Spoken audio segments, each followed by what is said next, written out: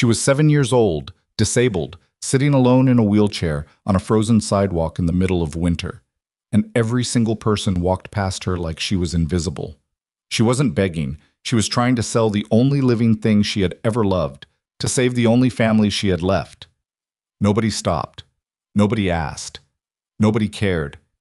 Until a military dog did. Before his handler even saw the girl, the German Shepherd locked on. And what he sensed behind her wasn't just cold air. It was danger. If you've never seen a 7-year-old carry a weight that would break most adults, stay with me. Hit subscribe so you never miss the stories that remind us what real courage looks like. Drop your city in the comments. I want to see how far this story travels. And don't look away yet, because this is only the beginning. The morning came in cold and mean, the way Montana winters always did. Without apology, without warning, as if the land itself had decided that surviving here was a privilege you had to earn every single day. Logan Hayes backed his truck out of the gravel driveway at 6:40 in the morning, breath fogging against the windshield before the defroster caught up. The sky was the color of old concrete, the kind of sky that didn't promise anything. He'd learned a long time ago not to read weather like it owed him something. Ghost sat upright in the rear cargo area behind the steel partition, ears already rotating, taking inventory of the world outside the windows the way he always did. The dog never really went off duty. Logan had stopped expecting him to. After 6 years together, 4 of them overseas in places that didn't make the news, 2 of them back here in Ashwood doing search and rescue work for Ravalli County, Ghost's instincts had outlasted Logan's faith in most people. They'd been out since 5 a.m., working a grid search exercise up near the Bitterroot foothills. Missing person simulation. Ghost had located the victim, a department volunteer named Dale who smelled like pipe tobacco and bad decisions, in under 18 minutes, record time. Logan had logged it, given Ghost his reward tug, and driven back toward town without much ceremony. That was the job. Find the thing. Come home. Try not to think too hard about the times you didn't find it in time. He was taking Maple through the old warehouse district, cutting toward the bypass that avoided the morning school bus bottleneck on Central when Ghost moved. Not the restless shift of a dog who wanted water, something different, a stillness first, the kind that came before action, and then the low repositioning of his entire body toward the right side window, nose working against the cold glass. Logan checked the mirror.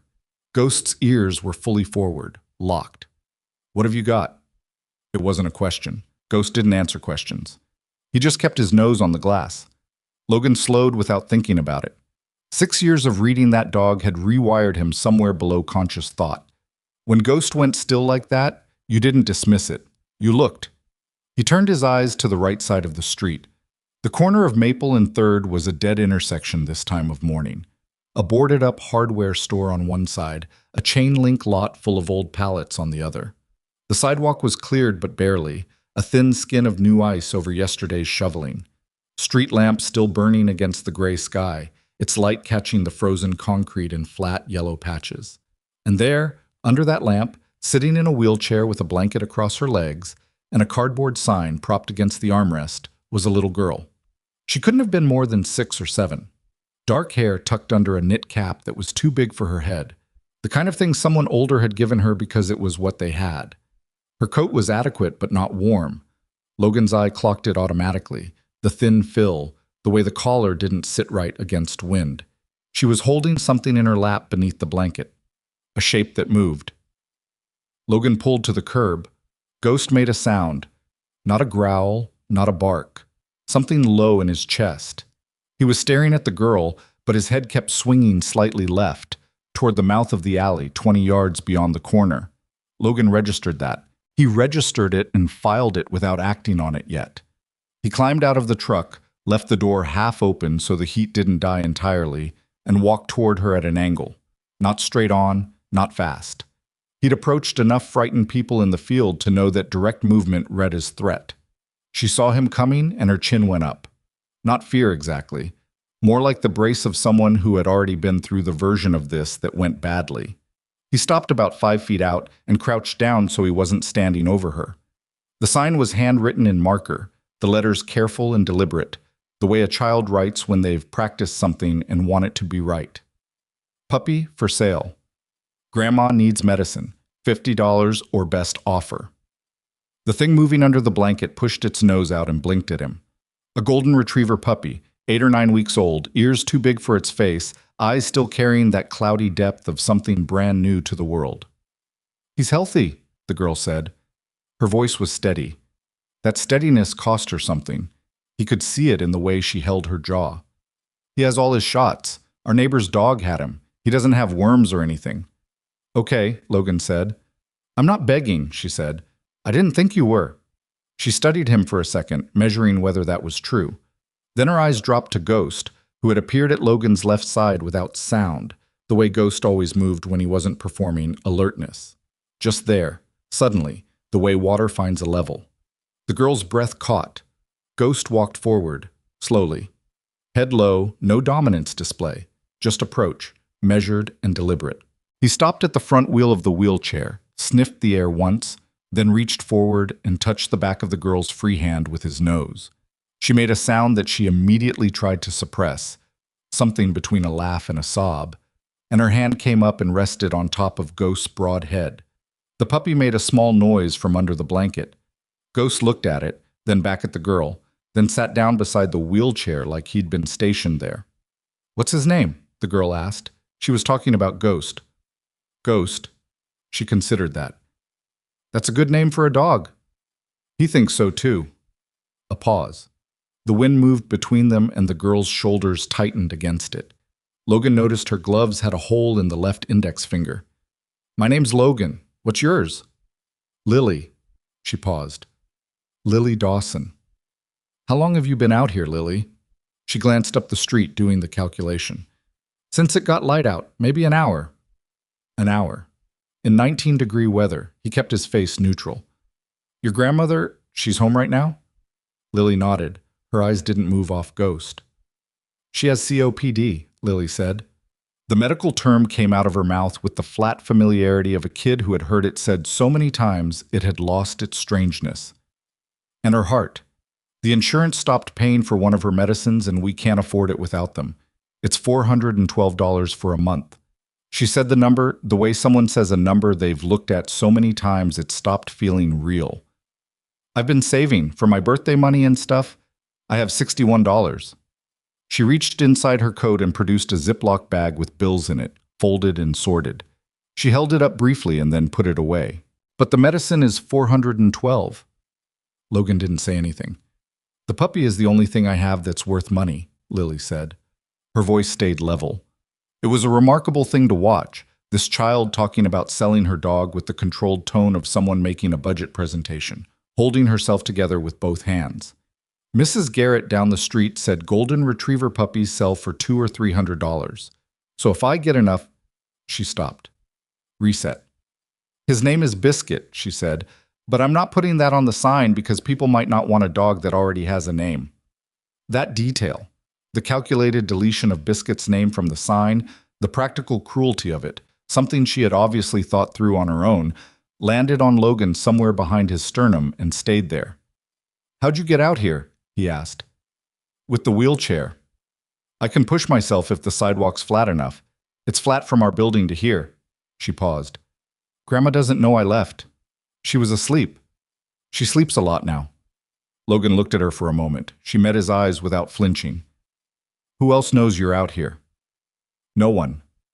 Her chin lifted slightly again with that same brace.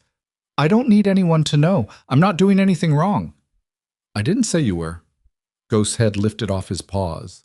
His ears rotated left, toward the alley mouth again, and the low vibration started in his chest. Not loud, not committed, monitoring. Logan turned his head casually, the way you learned not to look like you were looking. The alley was dark, stacked pallets and a dumpster at the near end, but there was a shape near the dumpster that hadn't been there before. A figure in a dark coat, partially behind the pallet stack, facing their direction. Logan clocked it, measured the body language, filed it, staying put, watching. Could be nothing. Someone waiting for a bus, cutting through. Could be someone who'd been watching a disabled kid sitting alone at a street corner with money in her pocket and a puppy worth a few $100s and had done that math. He shifted his position naturally, stood, moved half a step, getting his body between the alley and Lily without making it a production. "Lily," he said, his tone unchanged. I want to ask you something, and I want you to take a minute before you answer. She looked up. That puppy, Biscuit. When did you get him? October. A pause. He sleeps next to my pillow. He's afraid of thunder. Another pause, shorter. I'm not scared of thunder, so when it storms, I let him put his head under my blanket. She stopped herself, recalibrated. He's a good dog, she said, her voice dropping back to transaction neutral. Whoever buys him will be lucky. He is a good dog, Logan agreed. I can see that. He looked back at the alley. The figure hadn't moved. Ghost was still monitoring it, ears tracking, body relaxed but ready. The pose of a dog who hadn't decided yet whether the situation warranted escalation. Logan had been in enough places where the wrong call in this half-second cost someone their life. He'd learned to read stillness, to know the difference between someone waiting for a bus and someone who had already decided what they were going to do and was just picking their moment. This one hadn't decided yet, but he was still there. Lily, I'm going to make a call real quick. Then you stay right here with Ghost? I wasn't going anywhere, she said. He stepped back toward the truck, putting himself squarely between the alley and the wheelchair. He pulled out his phone and thumbed a contact. Not the police. Not yet. No reason to yet. And called Reeves, his contact at the county sheriff's office. Hey. Reeves answered on the third ring, sounding like she'd already had coffee and wasn't impressed with either of them. You're not supposed to call me before 8 unless there's a body. No body. I've got a situation at Maple and 3rd. Juvenile in a wheelchair, alone, been out here an hour in this cold. She's fine. But there's a male, dark coat, partial cover at the alley mouth. Been there at least 4 minutes without moving. I don't want to spook him, but I want eyes. Reeves was quiet for 2 seconds. I'll have someone cruise by. Don't do anything. I'm just standing here. Logan, I'm standing here, Amy. She made a sound that was not quite a sigh and not quite a curse and hung up. He walked back to Lily. Ghost hadn't moved from beside the wheelchair. Is that dog always like this? Lily asked. She was scratching Ghost's ear with 2 fingers. Ghost's eyes were half closed, the way they went when he was comfortable but still tracking. Pretty much. He's not like other dogs. No. Most dogs either come to you or they don't. She frowned slightly, working it out. He came to me, but he's still paying attention to everything else. That's his job. What's your job? Search and rescue, mostly. Lily looked at him, then back at Ghost. So you find people who are lost? Try to. She was quiet for a moment. Under the blanket, Biscuit had fallen asleep against her stomach, his small rib cage rising and falling in the particular deep-gone sleep of puppies, the kind where nothing registers. My mom got lost, Lily said. When I was 4, they said it wasn't... She didn't get lost like that. She just didn't come back. A pause. My dad was already gone before that. She said it without drama. Just delivered it, set it down, moved on. I'm sorry, Logan said. It was a long time ago. She said it like she'd heard adults say it. Then quieter. It doesn't feel like a long time ago. The cruiser came up Maple slow. No lights, just drifting. Logan didn't react to it. From the corner of his eye, he saw it pull into the chain-link lot entrance and stop. He also saw the figure at the alley mouth see it. The posture change, the small readjustment, and then the figure turned and walked the other direction, unhurried but committed. Gone. Logan exhaled. Ghost shook himself once, like a dog releasing held tension, and settled back against the wheelchair tire. Was that about that man? Lily asked. Logan looked at her. I saw him, she said simply. He was there when I got here. I pretended I didn't see him because I thought if I looked at him, he'd come over.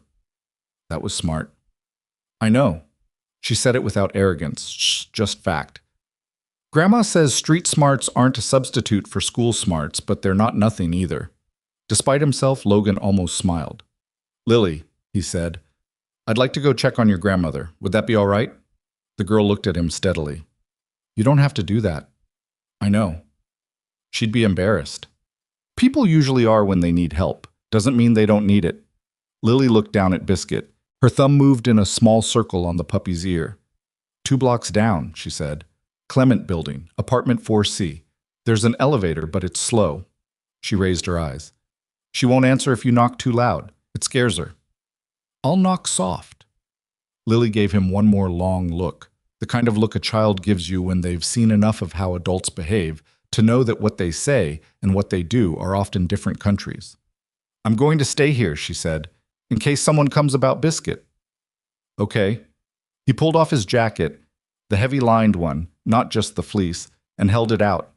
Put this over your legs. The blanket's not cutting it.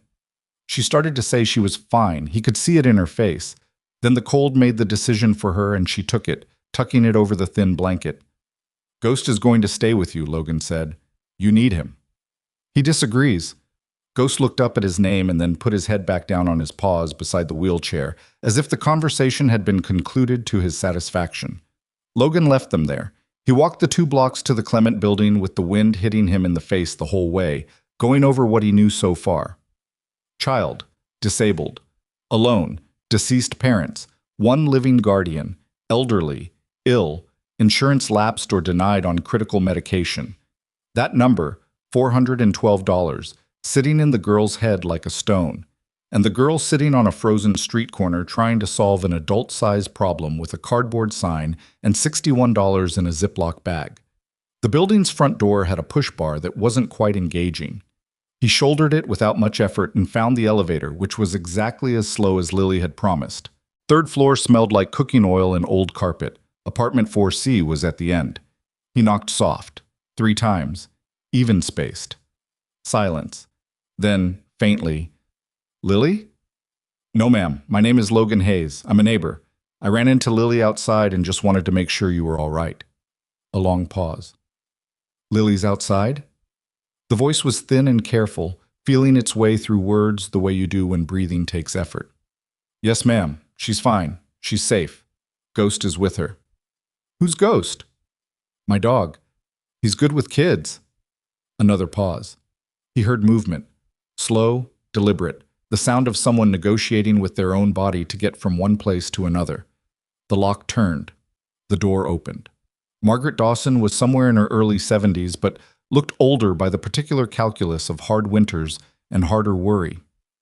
She was in a housecoat and slippers, one hand on the doorframe, the other holding a tissue. Her color was wrong, that grayish undertone that he'd seen enough of in the field to know it wasn't just the cold light from the hallway. She looked at him for a moment. Her eyes were sharp, though. Whatever was happening to her body, the intelligence behind it was intact. You're not a neighbor, she said. No, ma'am. Where is she exactly? Maple and 3rd, 2 blocks. She's warm and she's safe, I promise you that. Margaret let out a slow breath that turned into a cough, and the cough was bad. The deep, chesty kind that racked through her whole frame. She pressed the tissue to her mouth and held on to the doorframe until it passed. When she straightened up, her eyes were wet, but not from crying. She looked past Logan's shoulder at the hallway, like she was measuring whether she could get to Lily on her own. She took the dog, Margaret said. Yes. She was going to... She stopped. She told me she was going to watch TV. She's trying to take care of you, Logan said. Margaret's hand tightened on the doorframe. She's 7, she said. The words came out flat and broken at the same time. She's 7 years old. Logan stood in the hallway of apartment 4C and looked at the woman in the doorway. The bills visible on the kitchen table behind her. The refrigerator making the particular noise of something running on its last days. The single lamp in the corner throwing barely enough light. The temperature inside the apartment not much better than the temperature outside. And he understood the full shape of what Lily had been sitting on that street corner trying to fix. Mrs. Dawson, he said, may I come in? She studied him. You have ID? She said. He produced his wallet and showed her his county contractor card and his driver's license. She looked at both of them with the careful attention of someone who had learned that impressions could be manufactured. Then she stepped back from the door. Wipe your boots, she said. He did. He stepped into the apartment. The kitchen table had a short stack of envelopes, the top one showing a window with the word Notice visible. On the counter sat 3 prescription bottles, 2 of them clearly empty. The 3rd had maybe a week in it from the look of the fill level. He looked at the bottles without touching them. The middle one, Margaret said from behind him.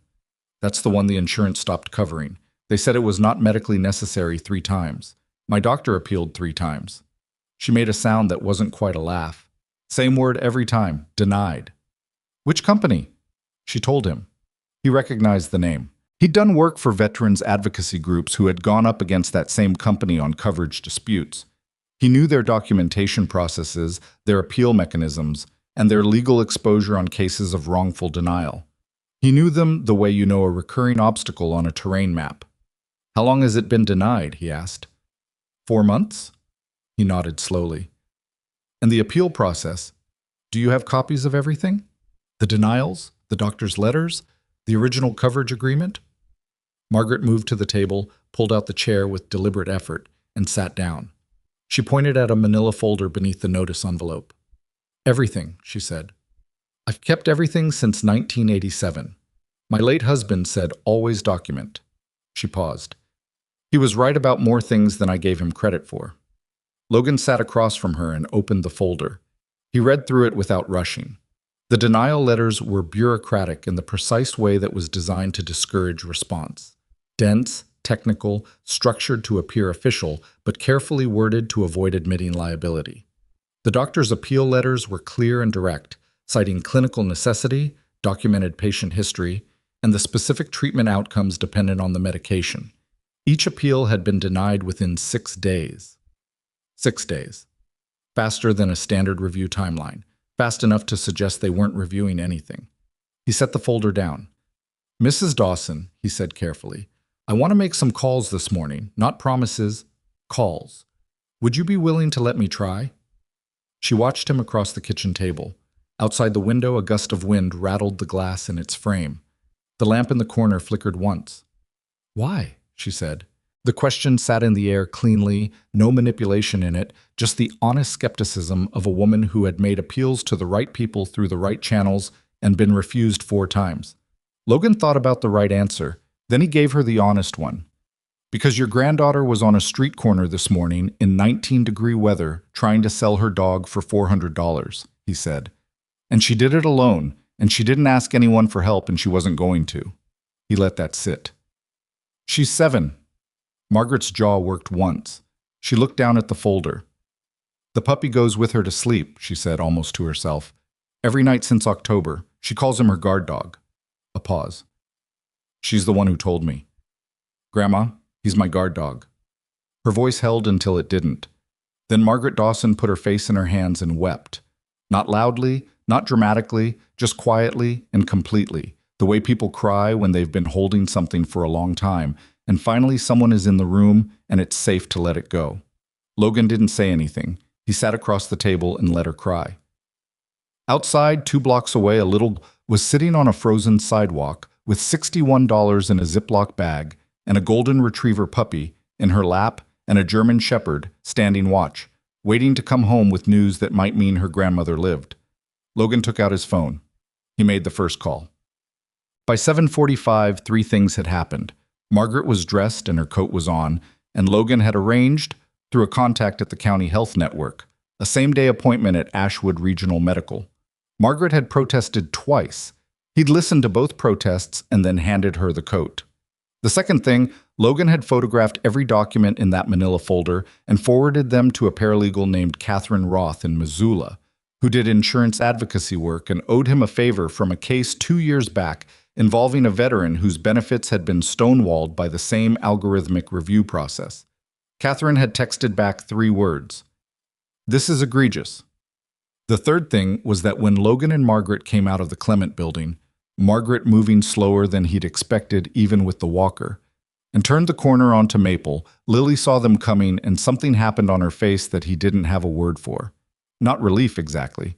More like the release of a tension she'd been holding so long she'd stopped being aware of it. Like a muscle that had been locked and finally let go. She didn't call out, she just watched them come. Ghost stood when he saw Logan, tail moving in the slow, controlled way of a working dog who knew he was being seen. Not performance, just acknowledgement. Grandma, Lily said. I see you, Margaret said, her voice rough. I see you, little bird. Margaret reached the wheelchair and put her hand on Lily's head and kept it there, and Lily leaned into it without a word. Biscuit woke up in Lily's lap, startled, blinked around at the world with complete confusion, and then sneezed. Even Ghost looked at him. He does that, Lily said. Logan got Margaret into the truck. the back seat, with the heat turned all the way up and the partition between the cargo area adjusted so Ghost could settle, and helped Lily fold the wheelchair into the back. The cardboard sign went into a nearby trash bin. Lily watched him do it. "You're not buying him," she said. "No." "Then why are you helping?" Logan latched the rear cargo door and looked at her. The morning light was changing, still cold, but the cloud cover had broken slightly east, and there was a thin edge of sunlight working its way along the rooftops. "Because Ghost said so," he said. Lily looked at Ghost through the rear window. Ghost looked back at her with his amber eyes, and whatever he communicated seemed to satisfy her because she turned and let Logan help her into the truck. He climbed into the driver's seat. The engine was still warm. The heat came up immediately. In the mirror, Lily had Biscuit tucked inside her coat and her head resting against her grandmother's shoulder. He drove them to Ashwood Regional. He parked. He went inside with them because that was what you did. And in the waiting room of the hospital, while Margaret was being triaged and Lily sat beside him in the plastic chairs with Biscuit. Illegal under her coat and Ghost waiting in the truck with the windows cracked, Logan Hayes took out his phone again and started working through everything Catherine Roth had sent him. Because $412 was the number Lily had written on a cardboard sign. But the number Logan was looking at in those denial letters, the documented damages, the wrongful refusals, the calculable harm over 4 months, was considerably larger, and someone was going to have to account for it. Ghost ears came up in the truck. Not at the parking lot, not at the cars, at the building. At something inside it that hadn't resolved yet. The German Shepherd didn't look away. The waiting room at Ashwood Regional smelled like industrial cleaner and stale coffee, the particular combination that Logan associated with bad news delivered in careful voices. The chairs were the stackable plastic kind, the orange-tan color of something chosen to be inoffensive and achieving instead the effect of mild depression. A television mounted in the corner was running a morning news program with the volume too low to understand and the closed captions a half sentence behind whatever was being said. Lily sat beside him with Biscuit hidden under her coat, the puppy's small warmth a visible ridge against the fabric. She was watching the triage desk with the focused attention of someone tracking a situation they couldn't control, which was the worst kind of watching. Margaret had gone through the door 18 minutes ago. A nurse had taken her name, her insurance card. Logan had seen the brief professional pause on the nurse's face when she looked at the card, the kind of pause that meant the system had flagged something. And then Margaret was walking slowly through the corridor doors, and they were sitting out here. "She forgot her water bottle," Lily said. "I'll get her one from the machine." "She doesn't like the ones from machines. The plastic makes the water taste funny." "Okay." Lily looked at him. "You don't have to wait." "I know." She returned her attention to the triage desk. Under her coat, Biscuit shifted and resettled. "They're not going to let me keep him in here," she said. "If someone notices." "Probably not. But if I go wait outside, you won't know where I am." "I'll know where you are. You'll be outside." She considered this with the gravity of someone reviewing a logistics problem. Then she settled back in the chair and went back to watching the desk. Logan was on his third read-through of the documents Catherine had forwarded when his phone buzzed. Catherine herself, not a text. An actual call, which from Catherine meant something. He stood and moved toward the far corner of the waiting room. "Tell me," he said. "Okay, so..." Catherine Roth had a voice that moved fast and landed hard, like she was always slightly impatient with the pace of language relative to thought. The denial letters are textbook algorithmic rejection. You see this pattern, the 6-day turnaround, the identical language across 3 separate denials, the failure to reference the physician's appeal documentation directly. That's not a reviewer reading the file. That's a system auto-flagging the medication as above a cost threshold and issuing a canned response. Is that provable? Not easily, but the 3 denials are internally inconsistent. The first one cites lack of medical necessity documentation. The second one cites treatment, alternative not exhausted. The third one cites coverage category exclusion. 3 different stated reasons for denying the same claim in a 4-month window. That's a problem for them legally, because it suggests they're not applying a consistent standard. They're just denying and seeing what sticks. Logan watched Lily across the waiting room. She had found a magazine from the side table and was holding it open but not reading it. Her eyes were still on the door. "What's the exposure, what?" he asked. On a bad faith denial claim? Montana Insurance Code Section 33-18-201 gives significant teeth. Actual damages, possible punitive damages if you can show a pattern. The question is whether the insured has standing to pursue it and whether she has the resources to get through discovery before they bury her in procedural delay. She doesn't. I know she doesn't. That's why I'm calling instead of texting. A pause. I can make a call to a firm in Helena that does insurance bad faith on contingency. They've gone up against this company before, settled twice. If the file is as clean as it looks, they might take it on the merits. How long? To get a response from them? Day or two. To get actual resolution? Months, minimum. Years if it goes to litigation. Months. Logan looked at the 3 empty prescription bottles he'd photographed in his mind. The one that had maybe a week left. That's not the timeline I'm working with, he said. Catherine was quiet for a beat. I figured. That's also why I'm calling. There's another angle. Regulatory complaint. Montana Insurance Commissioner's Office has an expedited review process for coverage denials involving urgent medical need. If I file a complaint with the clinical documentation attached this morning, they're required to acknowledge within 72 hours and can issue a temporary coverage order pending full review. Has that actually worked? Once. Last year. The company in that case decided to approve coverage voluntarily before the commissioner's office finished their review, because the optics of fighting an expedited medical necessity complaint for a 70-year-old woman are not great. Another pause. The optics of fighting one for an elderly woman whose disabled 7-year-old granddaughter was found selling a puppy on the street to pay for the medicine are considerably worse. Logan said nothing for a moment. You saw the story? He said. I didn't see any story. I'm extrapolating from the file you sent me and the fact that you called me before 8 in the morning in January. Catherine's voice had shed most of its professional clip. Is she okay? The little girl? She's sitting 20 feet away from me in a waiting room watching a door. Catherine exhaled. File the regulatory complaint. I'll have it drafted in an hour. I need your authorization to act as contact on the account and Mrs. Dawson's signature. Can you get that to me? Yes. Logan. Yeah. This company, she stopped, restarted. They denied coverage for 17 other claimants in Ravalli County in the past 18 months using this same documentation pattern. I pulled it from public records on the way in this morning. 17. Not all of them had a Logan Hayes walking them to the hospital. He let that number sit in his head for a moment. 17. The same bureaucratic language, the same 6-day turnaround, the same inconsistent stated reasons. 17 families in one county alone who had opened a denial letter, and most of them had probably done the math, looked at their bank accounts, and made the decision Lily was trying to reverse with a cardboard sign. Send me the draft when it's ready, he said. 1 hour.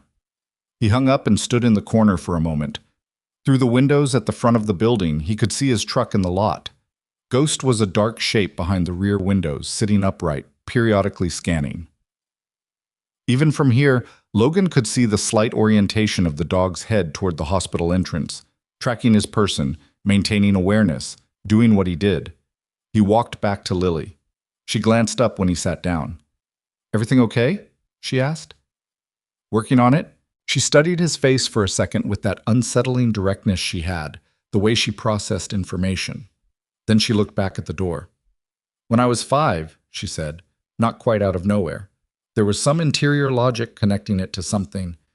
Grandma took me to a specialist in Missoula for my legs. There was a surgery they thought might help. She turned a page in the magazine she wasn't reading. We went twice for consultations. The second time they said insurance would cover part of it, and then they said they wouldn't, and Grandma said it was fine. She paused. She always says it's fine. But it wasn't. No. Lily's voice stayed level. I could tell because she cried in the car. She thought I was asleep. I wasn't asleep. She set the magazine down on her knee. I don't think insurance companies are evil or anything, she said, with the careful tone of someone who had considered the question. I think they just have too many people, and they can't look at all of them at the same time, so they just say no and see who goes away. Logan looked at her. Who told you that? No one. I figured it out. She shrugged one shoulder. Grandma's not the kind of person who goes away. But she got tired and sick. A pause. Being tired and sick at the same time makes it hard to fight. He thought about Catherine's number, 17. Some people fight for her, he said. Like you? Like some people, yeah. Lily looked at him steadily. Why do you care? The question wasn't accusatory. It was genuinely curious. The question of a child who had learned to track the gap between stated reasons and actual ones, because the gap had cost her before. He thought about the honest answer, not the polished one. I spent a long time doing a job where I made decisions that determined whether people lived or didn't, he said. I was good at it. And some of the people I was trying to protect still didn't make it. And at some point, you either decide that means the work is pointless, or you decide it means you don't get to stop. He paused. I'm still deciding. Lily absorbed this. That's kind of a sad answer. Yeah, it is. She nodded slowly, like she respected that he hadn't dressed it up. My dad was in the army, she said. I don't really remember him. Grandma has pictures. A beat. She says he was brave. I believe her. The corridor doors opened and a nurse came through. Not the triage nurse, a different one, younger, with a tablet, and scanned the waiting room. Family of Margaret Dawson? Lily was out of her chair before Logan fully processed the words. Biscuit clutched against her chest, the magazine tumbling to the floor. That's us, she said. The nurse's eyes went to the dog, then to Lily's face, then made a professional decision not to address the dog. Your grandmother's been assessed, she said. Her physician is available if you'd like to speak with him. The family member over 18... She looked at Logan. I'm her neighbor, Logan said, standing. Legal guardian is in hospital receiving care. The nurse looked at him, then at Lily. A small assessment.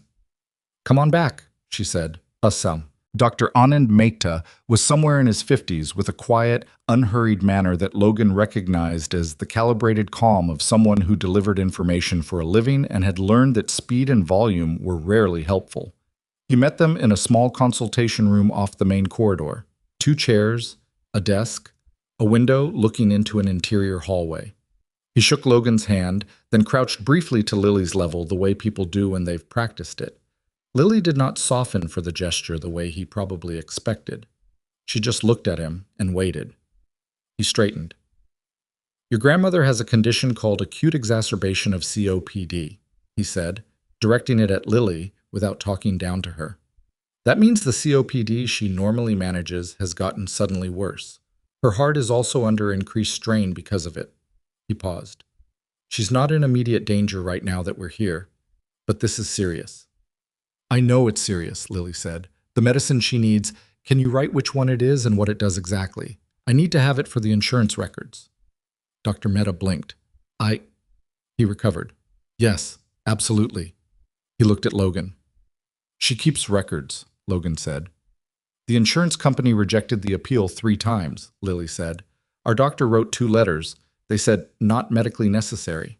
Can you write a letter too? You're a different doctor, so maybe it helps. Mehta was quiet for a moment. Something shifted in his expression. Not pity, something more like the recalibration that comes from being confronted with a circumstance you weren't expecting. Who's handling the appeal? He asked, looking at Logan now. We have an insurance advocate in Missoula working on it this morning, Logan said. Regulatory complaint to the commissioner's office. We're also exploring bad faith litigation depending on timeline. Mehta nodded once, slowly. What do you need from me today? Clinical documentation of current condition and direct causal relationship to the denied medication. Specifically, whether the exacerbation is consistent with a lapse in the denied treatment protocol. Mehta looked at him. That's a precise ask. I have a precise problem. Are you a lawyer? No? Another look. Then Mehta nodded. Give me 20 minutes. I'll have it drafted. He stood. Your grandmother is resting. She's asking for you, he said to Lily. Room 114. The nurse can take you. Lily looked at Logan. Go, he said. I'll be right here. She went. He watched her wheel down the corridor, Biscuit still tucked against her. The nurses on the floor making the collective professional decision that this was not the moment for policy enforcement. Logan sat down in the consultation room chair and put his face in his hands for a moment. Not a collapse, just a second of pressure release, the brief allowance for the weight of a morning that had started with a search and rescue drill and had turned into something else entirely.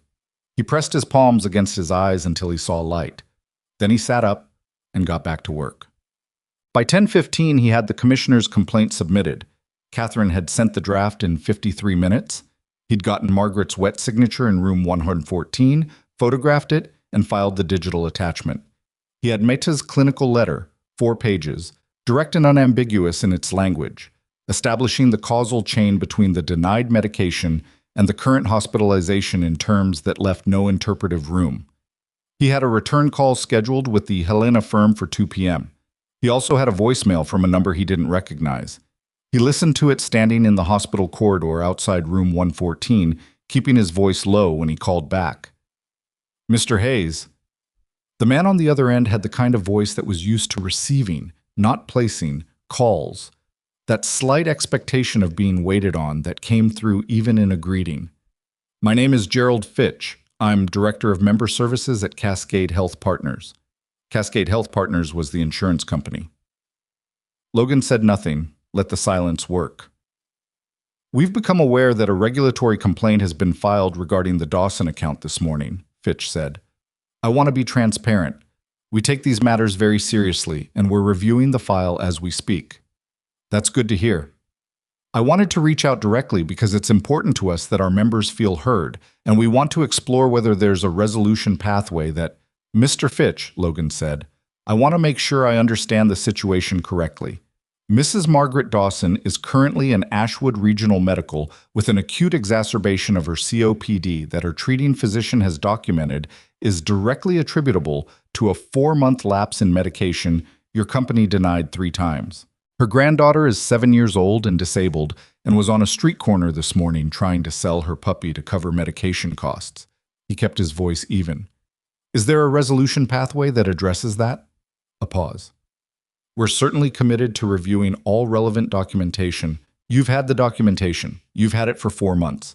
Your reviewers rejected it in 6 days 3 separate times with 3 different stated reasons, which is a pattern that a firm in Helena I spoke with this morning found quite interesting." Another pause, longer. "Mr. Hayes, I don't think an adversarial approach serves anyone here. I'm not being adversarial, I'm being specific." He kept the same flat, even tone. The tone of someone who had delivered and received enough bad news to know that volume was amateur hour. "What I'd like to know is whether Cascade Health Partners intends to approve Mrs. Dawson's coverage for the denied medication, effective immediately, and whether there's any plan to address the documented harm caused by the 4-month delay." The silence on the other end stretched. "I'd need to loop in our legal team before making any commitments." "That's fine. My contact in Missoula and the Helena firm are also available for that conversation." He paused. "I'd suggest moving quickly. The Commissioner's office has a 72-hour acknowledgement window on expedited complaints, and the press office at the Ashwood Courier got my contact information from the county. Apparently there's a story developing about a child with a sign on Maple Street this morning. I haven't spoken to them yet." He hadn't. But that was a provable truth. He hadn't spoken to them yet. Fitch's voice, when it came back, had shed about half its administrative warmth. "I'll have our legal team reach out to your contacts within the hour. I'll let them know." He hung up. He stood in the corridor for a moment. Down the hall, through the small window in the door of room 114, he could see Lily sitting beside Margaret's bed. Margaret's hand was in Lily's. Biscuit was on the bed, which was absolutely against policy, curled against Margaret's hip. Logan looked at them through the glass for a moment. Then he turned and went to find coffee, because the day was nowhere near done. The coffee from the hospital cafeteria was bad, in the reliable way that hospital coffee was always bad, burnt past the point of bitterness into a kind of flat, scorched flavor that still delivered caffeine, which was the only real requirement. He stood at the tall counter along the cafeteria window and drank it while watching the parking lot. His truck. Ghost silhouette in the rear. The dog had shifted position, now facing the hospital entrance directly, sitting upright, the posture of a dog who had decided that what mattered was inside the building and he intended to be visible to it. Logan's phone buzzed. A text from Catherine. "Legal called me." Interesting tone. keeping pressure on. You rattled something. He texted back, good, keep rattling. He finished the coffee. He was considering a second cup, which would be a bad decision he might make anyway, when he became aware of someone standing at the far end of the counter looking at him. Not the ambient looking of a public space. Directed, deliberate. The man was perhaps 60, well-dressed in the specific way of someone who was dressed well to make a point. The wool coat, the deliberate tie, the shoes that were too polished for January in Montana. He was with a younger man who had the particular build and posture of someone whose professional function was being physically present and large. The older man came over.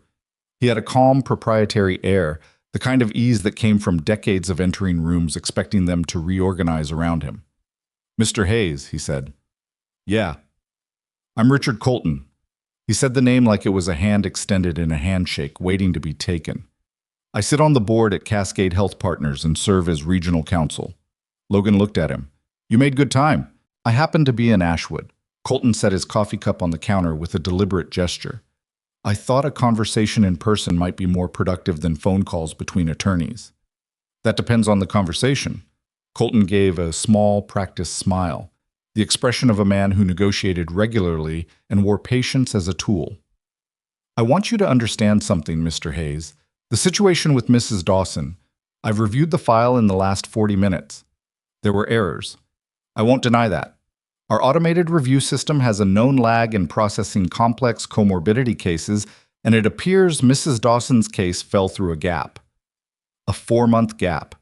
Yes, which is unacceptable, and I'm not here to defend it." He held Logan's gaze. "What I am here to do is discuss a resolution that makes Mrs. Dawson whole without this becoming a protracted legal process that ultimately benefits the attorneys more than it benefits her." Logan studied him.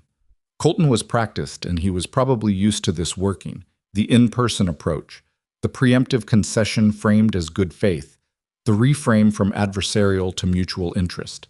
It was a good play. It had probably worked many times. "What does making her whole look like?" Logan asked. "Immediate coverage restoration, retroactive coverage for the denied period, a care coordinator assigned to her account to prevent this happening again." Colton paused. "And I think we can discuss a settlement figure for the disruption caused." "In exchange for?" Colton's expression didn't change. "A release of liability and withdrawal of the regulatory complaint." There it was. Logan had expected it, had in fact structured the morning specifically so that this option would be available to Colton, because it was the fastest path to Margaret getting her medication, and the Dawsons not spending the next 18 months fighting discovery. He'd expected it. What he hadn't expected was the other number sitting behind it. 17. "I need a figure," Logan said. "I think we can be generous. I need a specific figure, today, before Mrs. Dawson is discharged." Colton considered. $250,000, settlement, covered expenses, and a care management account. Logan looked at his empty coffee cup. He turned it once in his hand. 17, he said. Colton's composed expression shifted, just fractionally, a small confusion. "Excuse me?" 17 other claimants in Ravalli County, Logan said. Same denial pattern, same 6-day turnaround, same inconsistent stated reasons. Same documentation you're calling a system gap. He set the cup down. A settlement that covers Margaret Dawson and a release of liability doesn't do anything for 17 other families. Colton was very still. The large man at the end of the counter had straightened slightly. "Mr. Hayes." Colton's voice had changed registers, still controlled, but the ease was gone, replaced by something more careful. "That's a significantly expanded scope of discussion." "It is," Logan agreed, "but it's the actual scope of the problem." He kept his voice flat and steady. "I'm not trying to blow this up. I want Margaret Dawson to have her medication today, and I want her to go home and not have to worry about it. That's what I'm here for." He held Colton's gaze. "But I'm also not going to sit in this cafeteria and sign something that lets the system that did this to her keep doing it to 16 other people while we shake hands." The silence between them held for several long seconds. Colton picked up his coffee cup. He looked at it, set it back down. "Give me until 4 o'clock, he said. 4 o'clock, Logan said.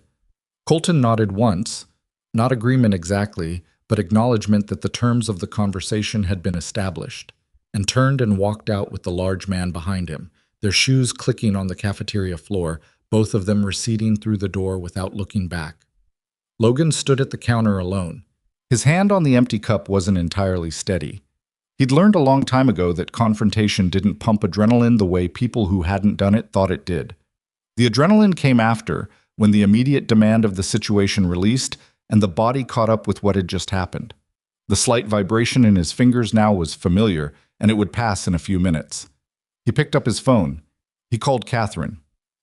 "There's a board member and regional counsel here," he said when she picked up. "Richard Colton. He came in person. Settlement offer, $250, full release, pull the regulatory complaint." Catherine made a sharp sound. "He came to the hospital?" "Hospital cafeteria." "They're panicking." He could hear her moving, the sound of a keyboard. "That's a fast pivot for them. What did you say?" "I said 17. A pause. "Logan? Is it the wrong move?" "It's the right move and the hard move at the same time." She was quiet for a moment. "If you expand the scope, they'll fight harder. It becomes a class exposure and they'll circle the wagons. You might get a better outcome for the 17 if you keep the Dawson case clean, win it, set a public precedent, and use that to lever the others separately. Or they settle Dawson, seal it, and use the next 4 months to quietly resolve the other 17 for pennies with gag orders." "Yes, that's also possible." Catherine exhaled. "What does your gut say?" His gut said Ghost had been right about the girl. His gut said a 7-year-old had worked out the mechanics of institutional indifference cleaner than most adults, and had responded by putting herself on a frozen corner with $61 and her dog. His gut said that Lily was going to grow up knowing how this went, and what she knew was going to matter. 4 o'clock, he said. "Let's see what he comes back with." He hung up. He went to check on Ghost, who was fine. He brought Ghost a water bowl from the truck kit and let him out for 10 minutes in the far corner of the lot, the dog moving in his deliberate, unhurried way through the cold air. Ghost stopped once and looked back at the hospital building, ears up. "I know," Logan said. "We're not done." Ghost looked at him once, then went back to business. When they came back inside, Logan showing his county contractor card to the security desk and getting a service animal designation tagged to Ghost's vest, which was accurate and resolved the issue, he went back to room 114. Margaret was sitting up. She looked better than she had in the apartment, color returning, the particular relief of someone who had been struggling to breathe and was now struggling somewhat less. Lily was beside her reading something from Logan's phone that he had left. The regulatory complaint document, he realized, Lily having apparently decided to read the primary source materials. She looked up when he came in. "They used the word undo 3 times, she said, handing his phone back. "That means they know they were wrong." "What does it mean when lawyers use undo?" he asked. "It means they're admitting something was excessive, but they don't want to use the word illegal." She said it with complete certainty. "I read it in Grandma's Reader's Digest. There was a legal article." Margaret made a small sound that might have been amusement, might have been exhaustion, was probably both. Logan sat in the second chair. Outside the window, the sky had gone fully gray again, the brief edge of morning light closed off, January reasserting itself. "There's a board member from the insurance company here," he said. "He made an offer. I pushed back. We're waiting to hear by 4 o'clock. Margaret looked at him. "How much?" $250. But it comes with strings I'm not ready to pull." "What kind of strings?" "The kind that help you and don't help anyone else they did this to." Silence in the room. Margaret looked at her hands on the bed covers. "There are others. 17 that I know of in this county, probably more." She was quiet for a long time. "Roger," she said finally, her late husband, from the way she said it. "Roger always said document everything because systems fail people and documentation is the only proof you have that you existed inside the system at all." She looked up. "He was a postal worker for 31 years. He documented everything." A pause. "Everything I handed you this morning, every denial, every letter, he's the reason I have it." "He was right," Logan said. "He was right about more things than he knew." She looked at the window. "You do what you think is right," she said. "I trust you." Logan nodded. Lily was watching him. "Whatever you decide," she said, with the composure of someone who had been making decisions with insufficient information her whole life. Make sure it's the right thing, not just the fast thing. He looked at her, 7 years old. I'll try, he said. She held his gaze another moment, deciding something. Then she looked back at the document on his phone and kept reading. At 3:58, Logan's phone rang. Catherine Roth. He stepped into the hallway. Colton's legal team just contacted me, she said. Her voice was different, tighter, something beneath the surface of it that he couldn't quite place yet. They want a 4:30 meeting, not at the hospital, at their regional office. Colton, their in-house counsel, and a pause. Logan, they're bringing someone else. A senior VP from corporate. She flew in from Denver. He leaned against the corridor wall. That fast? 2 hours? Private flight, apparently. Catherine's voice had settled into something careful. Either they're taking this very seriously and are prepared to deal cleanly, or they're bringing someone specifically empowered to make a different kind of problem go away. A pause. I can't tell you which one yet. He looked down the corridor at the closed door of room 114. Send me the address, he said. Already sent. She hesitated. Logan, this person, the VP they're bringing, I looked her up in the time since they called. She has a reputation. She's good at taking situations apart and reassembling them in ways that look like resolution but aren't. Another pause. Be careful.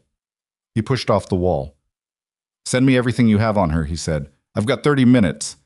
He went back into room 114, told Margaret and Lily he had a 4:30 meeting and would be back after, and got himself ready. Ghost walked beside him to the truck, close enough that his shoulder occasionally pressed against Logan's leg, the dog's version of I'm with you, which Logan had learned to read correctly. He climbed in. He sat for a moment. A VP flying in from Denver in 2 hours on a private flight wasn't a concession.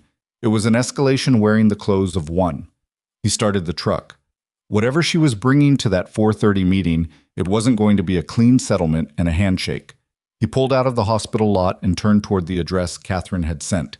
Ghost sitting upright behind him, the city of Ashwood moving past the windows in the flat gray of a Montana January afternoon. The Cascade Health Partners regional office occupied the third floor of a building on Commerce Street that was trying harder than the rest of Ashwood to look like it belonged in a larger city.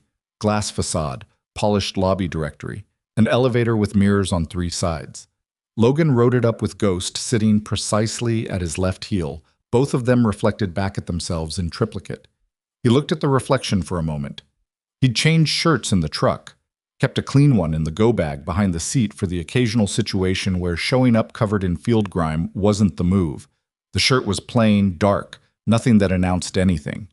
He'd left the county contractor jacket in the truck too. No logos, no credentials, no performance of authority. He'd found a long time ago that the less you advertised, the more carefully people had to look at you to figure out what they were dealing with. And that uncertainty was its own kind of leverage. The elevator opened onto a reception area with a young man behind a desk who had the overcomposed expression of someone who had been briefed on the situation and instructed to be professionally neutral about it. Mr. Hayes, he said, they're ready for you. He led Logan and Ghost down a carpeted corridor. Logan counted doors out of habit, 4 on the left, 2 on the right, a fire exit at the far end, and a secondary corridor branching left about 2/3 down. The conference room was the second door on the left. The assistant knocked twice and opened it without waiting for an answer. The room was larger than it needed to be for the number of people in it, which was either a demonstration of space or an attempt to make him feel small in it. Logan had seen both, and they usually looked the same. Long table, 8 chairs, only 4 of them occupied. Floor-to-ceiling windows on the far side looking out over Ashwood's downtown. The sky outside still the same flat January gray. Colton was at the near end standing. Beside him sat a man in his 40s with a legal pad and the contained watchfulness of someone whose entire professional function was to listen and note. The in-house counsel, probably. On the far side of the table, 2 chairs in from the window end, sat a woman. She was perhaps 50, with the kind of stillness that wasn't relaxation. It was energy managed downward, like a current running under glass. Her suit was charcoal and fit like it had been made specifically for her, which it probably had. Her hair was dark with silver at the temples, and she hadn't done anything to the silver, which told Logan something. Her hands were folded on the table in front of her, and she was looking at him the way you look at something you've already decided you understand, which was usually the first mistake people made. Beside her, also at the table, a man with a laptop open who was not introduced and did not look up. Ghost came through the door, and the woman's eyes went to him immediately. Not flinching, assessing. She noted the vest, the behavior, the way Ghost moved to Logan's left and sat without command. "Mr. Hayes," Colton gestured toward the chairs on Logan's side of the table. "Thank you for coming. This is Sandra Vale, Senior Vice President of Claims Operations at Cascade Health Partners National Office." Vale nodded once. She didn't stand, didn't extend her hand. "Mr. Hayes," she said. Her voice was level and measured, like someone who had learned to speak the way a scalpel moves. "Sit, please." He sat. Ghost repositioned to his left side and settled. "Your dog is trained?" Vale asked. "Yes." "Military?" "Formerly." She absorbed this the way she probably absorbed everything. Without visible reaction, filed. "Thank you for meeting with us on short notice," she said. "I want to begin by acknowledging what happened to Mrs. Dawson and her granddaughter. A 4-month denial of covered medication is a serious failure, and I'm not going to sit here and tell you otherwise." The in-house counsel's pen moved on the legal pad. "That acknowledgement means something," Logan said. "It's meant to." She held his gaze. "I also want to be clear about what today is and what it isn't. It isn't a negotiation with an advocate who has no standing. You're not Mrs. Dawson's attorney, Mr. Hayes. You're not a licensed insurance professional. You're a county search and rescue contractor who had a chance encounter with a child this morning and has spent the day making calls on behalf of a woman who, as far as I can determine, has not formally authorized you to represent her interests. She signed the commissioner's complaint. She signed a document you put in front of her while she was a hospital patient in a vulnerable state. A patient who had not been advised by independent legal counsel." Logan kept his expression neutral. It was a clean hit, targeted, accurate, landing exactly where she'd aimed it. He'd expected some version of it. He'd underestimated how quickly she'd found the precise angle. "Mrs. Dawson is a competent adult who read the document before she signed it," he said. "I'm certain she is. My point is procedural, not personal." Vale unfolded her hands and placed them flat on the table. "What I'd like to do is talk directly, without the procedural framing. Is that agreeable?" "Talking directly suits me fine." "Good." She paused. "The regulatory complaint is a lever. I understand why you filed it, and I understand the calculation. An expedited review with the commissioner's office, combined with a clinical letter from the treating physician establishing causation, creates significant exposure for us in a short time frame. The press dimension you mentioned to Richard is also real." She didn't look at Colton when she said this, but Colton's jaw tightened slightly. "You've constructed a situation that has a genuine cost to us if it runs its natural course." "Then resolve it," Logan said. "I intend to." She said it without inflection. "I'm prepared to authorize full coverage restoration for Mrs. Dawson, effective today. Retroactive reimbursement for all out-of-pocket expenses during the denial period, a direct settlement for documented harm, and a dedicated care manager assigned to her account." She paused. "In exchange for withdrawal of the regulatory complaint and a standard release of liability." "Same offer as this morning." "Yes." "Then we have the same problem as this morning." Vale looked at him steadily. "The 17. "Yes." She was quiet for a moment. The man with the laptop still hadn't looked up. "I pulled those accounts," she said, "on the flight here." "And?"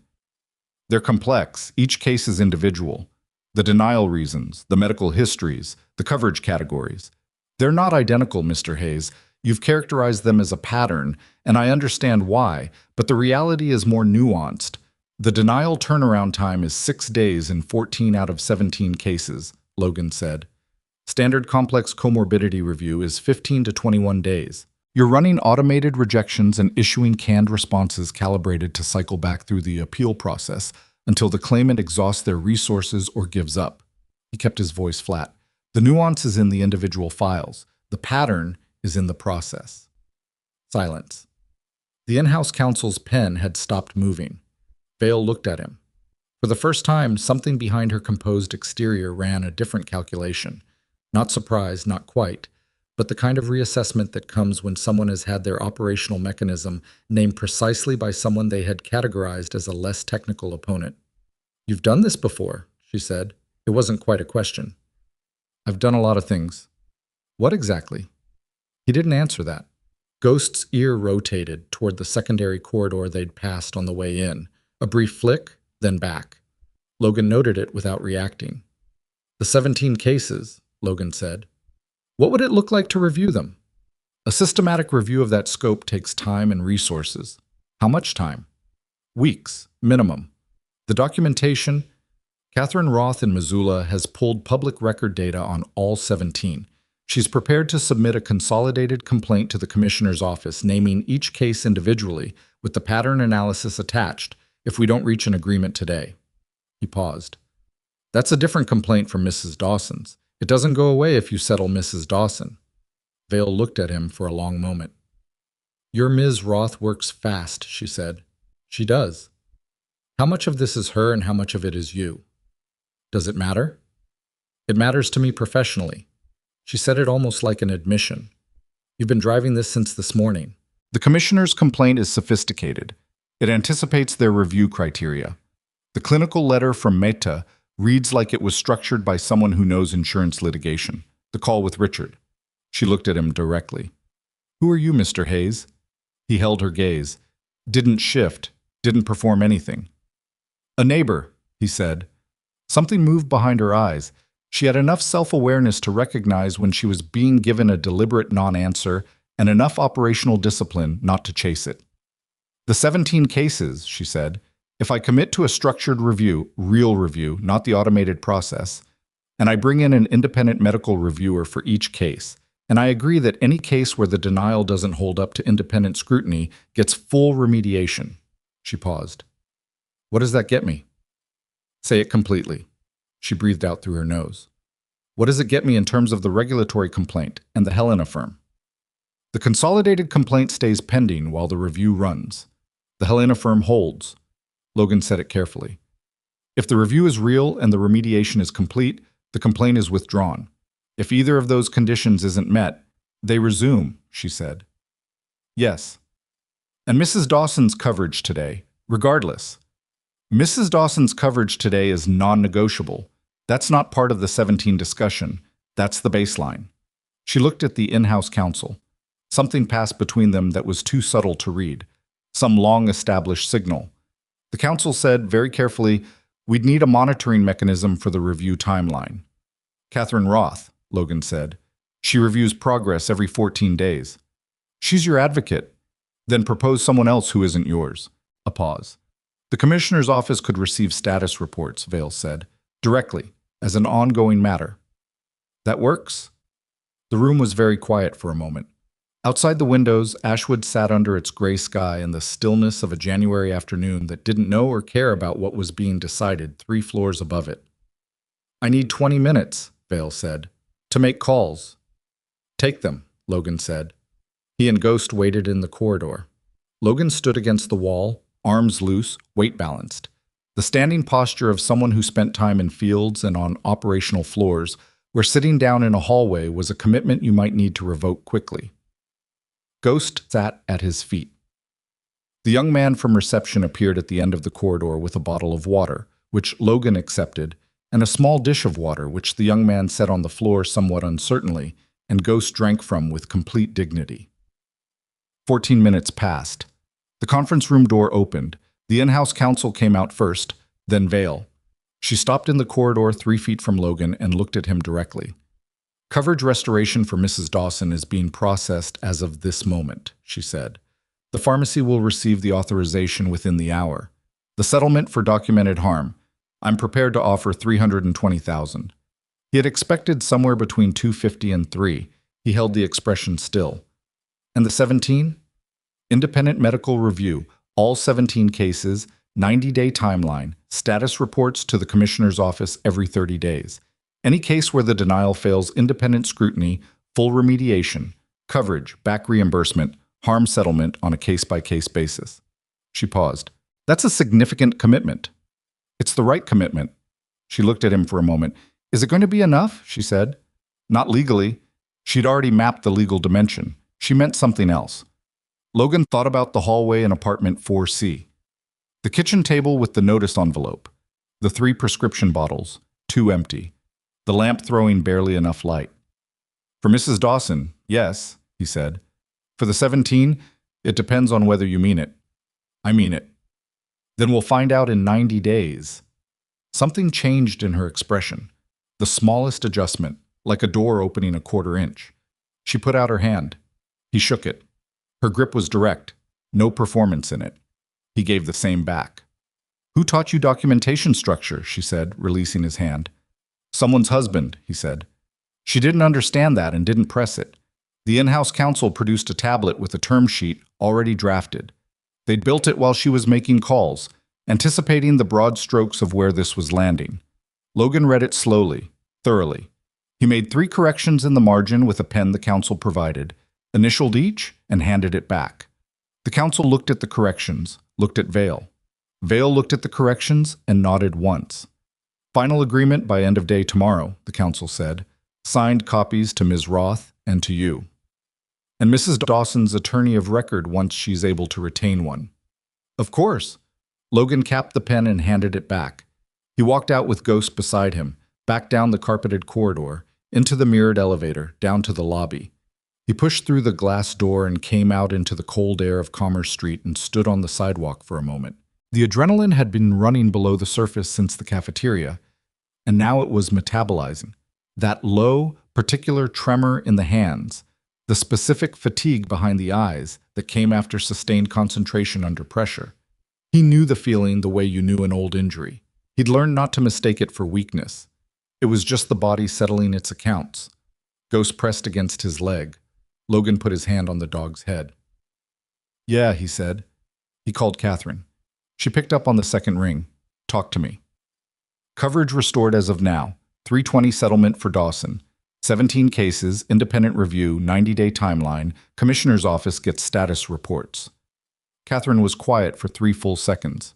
For Catherine, that was geological. Logan? Yeah. That's... She stopped. The 90-day timeline is the weak point.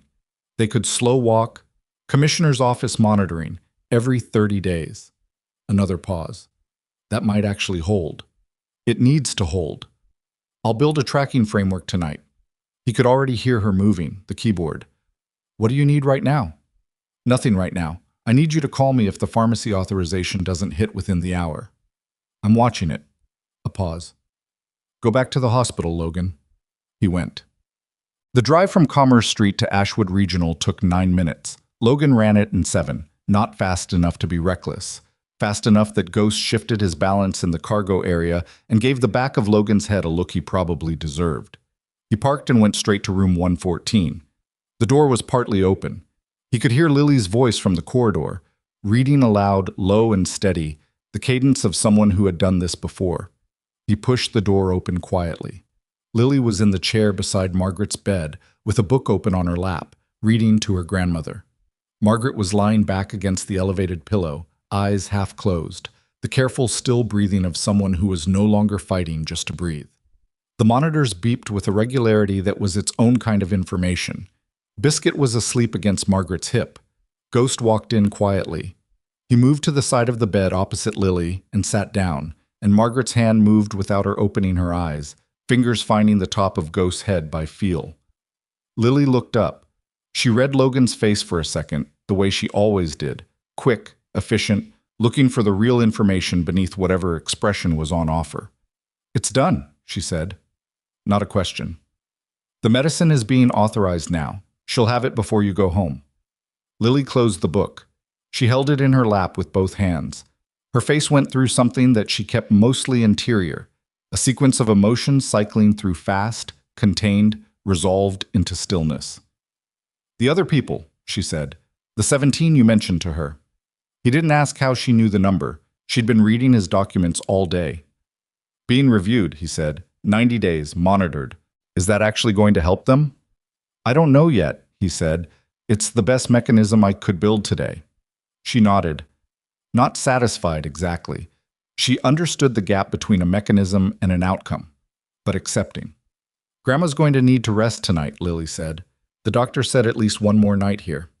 Where will you go? We have a neighbor, Mrs. Garrett. She'll have me. A pause. She'll probably have Biscuit too if I don't tell her. Your neighbor with the dog who had the puppy. She won't mind him. She loves dogs. Lily's eyes went to Ghost. She'd love Ghost. Everyone loves Ghost. Ghost, hearing his name, looked up from under Margaret's hand. You can take him, Margaret said. Her eyes were still half closed. Her voice was roughened but present. For the night, Lily, Mrs. Garrett won't mind the puppy. I know she won't mind. I meant Ghost, Margaret said. Logan looked at Ghost. Ghost looked at Logan. He should probably stay with me, Logan started. He doesn't want to, Lily said. This was observably accurate. Ghost had not moved from the side of the bed since he'd sat down. He can stay for a while, Logan said. Margaret's hand moved once on Ghost's head. The small squeeze of someone who didn't have the resources for larger gestures but wanted the gesture recorded. Thank you, she said. She wasn't talking about Ghost. Logan sat down in the chair near the window. Outside, the sky had deepened to a darker gray, the city below beginning to collect the early lights of late afternoon, a few flurries moving sideways past the window, the kind that didn't commit to accumulation, just reminded you it could. The doctor, Margaret said after a moment. Meta. He came back in while you were gone. What did he say? He said... She stopped for a breath. He said, with the medication resumed and a treatment adjustment, I should stabilize. He said the damage from the 4 months is real, but manageable. A pause. He said it could have been significantly worse. I know, Logan said. He knows it too, she said. He was angry. Not at me. The way doctors get angry when a problem was preventable. She turned her head slightly toward him. Are you angry? He thought about that honestly. Yes, he said. You don't show it. I learned not to. Showing it in the wrong moment costs you the thing you're trying to fix. She considered this. Roger was the same way. Kept everything under the surface until the moment it mattered. Then it came out exactly right. She was quiet. I used to think that was a flaw. Took me a long time to understand it was skill. Lily had picked the book back up but wasn't reading. She was listening, absorbing, in the way she had of processing everything that went on around her without marking it as exceptional. I should make some calls, Logan said, not moving. You should, Margaret agreed, also not moving. He stayed. At 5:30, Catherine called with confirmation. The pharmacy authorization had been processed, the medication was available, and a care manager from Cascade Health Partners had called, carefully, professionally, without a trace of the morning's adversarial tone, to confirm Mrs. Dawson's account status and introduce herself. Her name was apparently Dion. Margaret had taken the call herself from the hospital room and reported that Dion had been thorough and had not talked down to her. That's something, Catherine said. It's a small something, Logan said. Small somethings add up. A pause. The Helena firm called me, by the way. They saw the structure of the 17-case review, and they want to be involved in the monitoring, as a backstop. Let them be involved. I figured. I said yes. He stood at the window while he took the call, watching the flurries. Lily was asleep in the chair beside Margaret's bed, her head tipped sideways, Biscuit tucked inside her folded arms, the way the puppy apparently got himself inserted into any available space. Ghost sat between the bed and the chair, awake, monitoring both of them with the focused equanimity of a dog who had found his assignment for the evening. Logan. Catherine's voice had dropped into something more personal. This morning when you called me, I thought it was going to be a standard advocacy file. Write a complaint, apply some pressure, maybe get a partial win. It started that way. I know. A pause. What you built today, the regulatory angle, the 17, the monitoring structure, that's not standard advocacy. That's someone who knows what bad systems look like from the inside. He didn't respond. I've worked with you twice, she said, and I still don't entirely know what you did before this. Search and rescue, he said. She made a small sound that was an agreement. Good night, Logan. Good night, Catherine. He hung up. He turned from the window. Margaret was asleep, her breathing measured and even, better than it had been this morning by a margin he could hear. Lily was asleep in the chair. Ghost was maintaining his self-assigned watch between them. Logan sat back down in his chair by the window and let the room be quiet for a while. The medication authorization was real. The settlement was real. The 17 cases had a mechanism, imperfect but monitored, with teeth enough to matter. A VP from Denver had flown in, assessed the situation, and made a decision in 90 minutes that a regional director had spent 4 months avoiding. Logan had no illusions about why. It wasn't conscience, it was exposure management. But the outcome for Margaret was the same regardless of the motivation, and sometimes that was the available truth. He thought about Lily on the corner this morning, the cardboard sign, the $61 in the Ziploc bag, the careful deletion of Biscuit's name because it might make buyers hesitate, a 7-year-old running cost-benefit analysis on her dog's name. He thought about the figure at the alley mouth and the cruiser that had moved it along, and how Lily had said she'd known the figure was there and had decided that looking directly at it would invite the thing she was trying to avoid. Street smarts aren't a substitute for school smarts, but they're not nothing. He looked at her sleeping in the chair. She'd curled toward the bed, toward her grandmother, even in sleep, oriented that direction the way a compass needle found north without thinking about it. She wasn't going to be fine in some easy sense. There was real damage in her history, the parents, the years, the wheelchair, the grinding arithmetic of not enough. And today's resolution didn't erase any of it. What it bought was a reduction in the immediate load. One crisis handled, one source of the pressure gone, which meant she could be 7 for a moment without also having to be the person holding everything together. That wasn't nothing. Logan leaned his head back against the wall. He was tired in a way that had nothing to do with physical output. The particular depletion of a day spent in a kind of sustained operational state, not combat, not field work, something that used the same set of mental muscles, but in a quieter, longer duration without the adrenaline spikes that at least gave you something to metabolize. He'd been here before. Different circumstances, different stakes, the same weight. His phone lit up on his knee, a text from an unknown number. He looked at it. Mr. Hayes, this is Vale. I wanted you to know I reviewed the original processing data on the Dawson account this evening.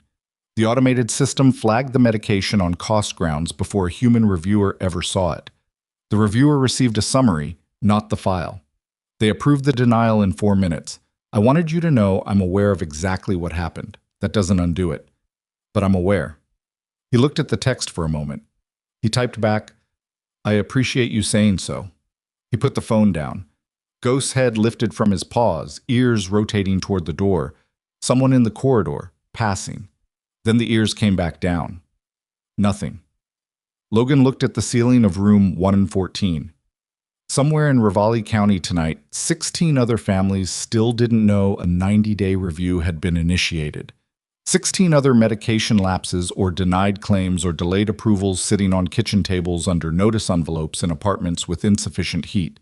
The mechanism was running. Catherine would build the tracking structure tonight, and the Helena firm would install itself as the backstop, and the commissioner's office would receive the first status report in 30 days. It wasn't fast enough. It was never fast enough. That was the particular cruelty of systemic problems.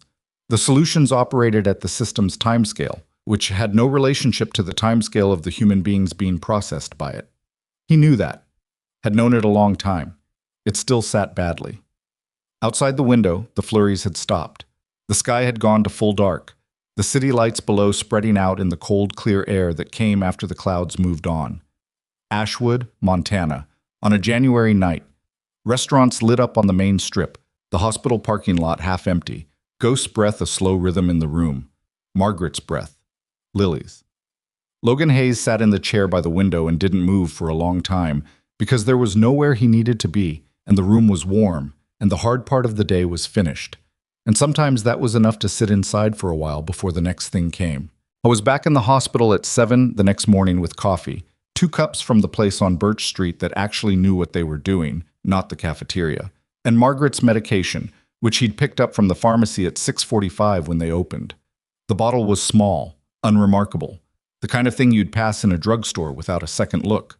Logan held it in his hand for a moment in the pharmacy parking lot before putting it in his jacket pocket, thinking about 4 months and a cardboard sign and a number on a Ziploc bag. Then he drove to the hospital. Margaret was awake when he got there, sitting up at a better angle than yesterday, color in her face that hadn't been there the morning before. Lily was already in her chair. Logan suspected she'd been there since Mrs. Garrett had dropped her off, which was probably early. Biscuit was under the chair in a condition of complete metabolic shutdown, legs twitching in whatever dream puppies had. Ghost had spent the night.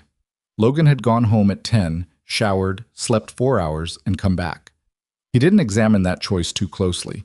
Ghost greeted him at the door with the restrained acknowledgement of a dog who was happy to see you, but considered visible enthusiasm unprofessional. Lily looked up from the notebook she was writing in. "You have her medicine," she said. "Good morning to you, too." "I can tell because of your jacket pocket." She went back to the notebook. "It sits different when there's a bottle in it." Logan set the coffees on the window ledge and crossed to Margaret, who took the bottle from him and read the label with the attention of someone who had been waiting for a specific thing for a long time and needed to confirm it was real. She didn't say anything. She set the bottle on her tray table and put her hand over it briefly, like she was steadying it, and then looked at the window. "The doctor comes at 8, she said. "I'll be here." "You don't have to be." "I know." Lily closed her notebook. "Logan, can I ask you something?" "Sure." "What did you do before search and rescue?" He poured a coffee lid onto the sill and looked at it. "Why?" "Because you knew things yesterday that people who just do search and rescue don't know.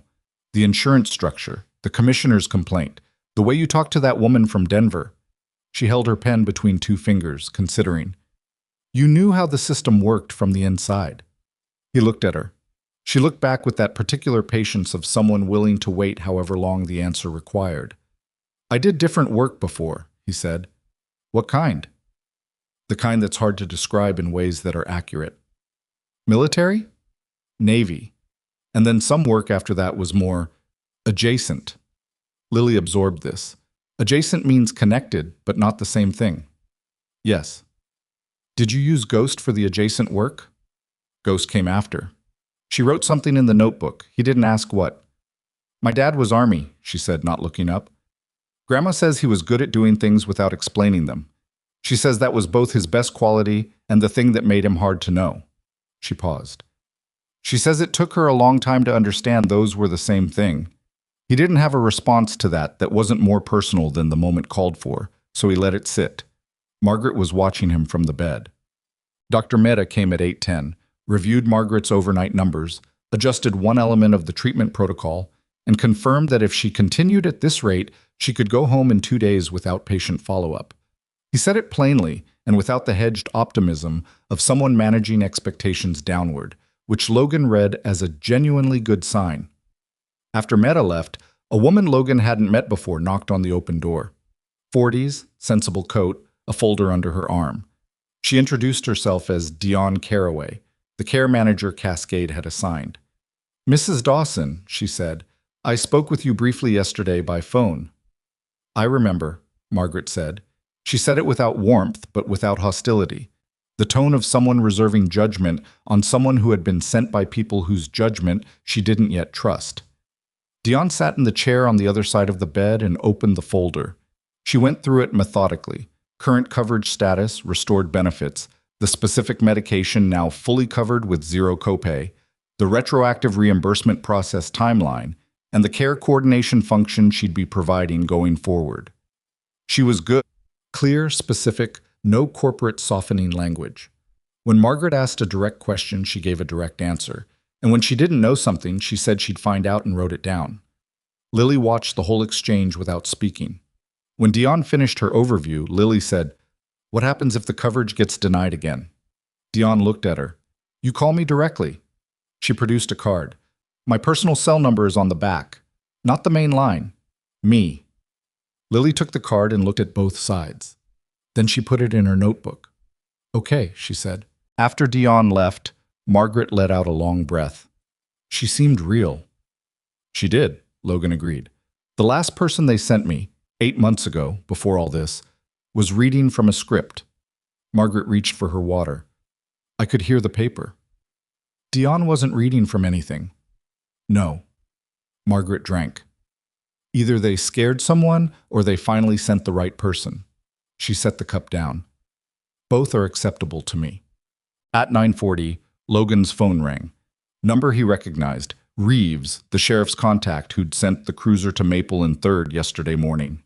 He stepped into the corridor. "Hey," Reeves said. "Got a minute?" "Yeah." "The mail from the alley on Maple yesterday.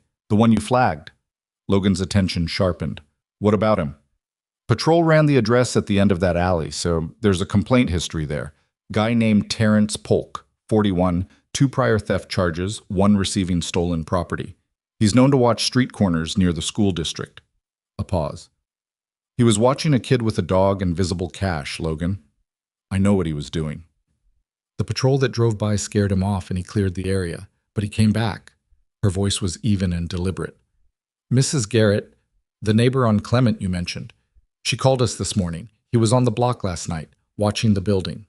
Logan was very still. "He was watching for Lily," he said. "Either the girl or the dog. $61 in a bag and a puppy worth $300. He saw an opportunity yesterday and he hasn't let go of it." "Has he made contact?" "No, Mrs. Garrett said Lily was inside and didn't go out." A pause. "But she's being discharged to go back to that apartment in 2 days, Logan. We can put a patrol request on the block, but we're short-staffed and I can't promise continuous coverage." He turned and looked through the window in the door at room 114.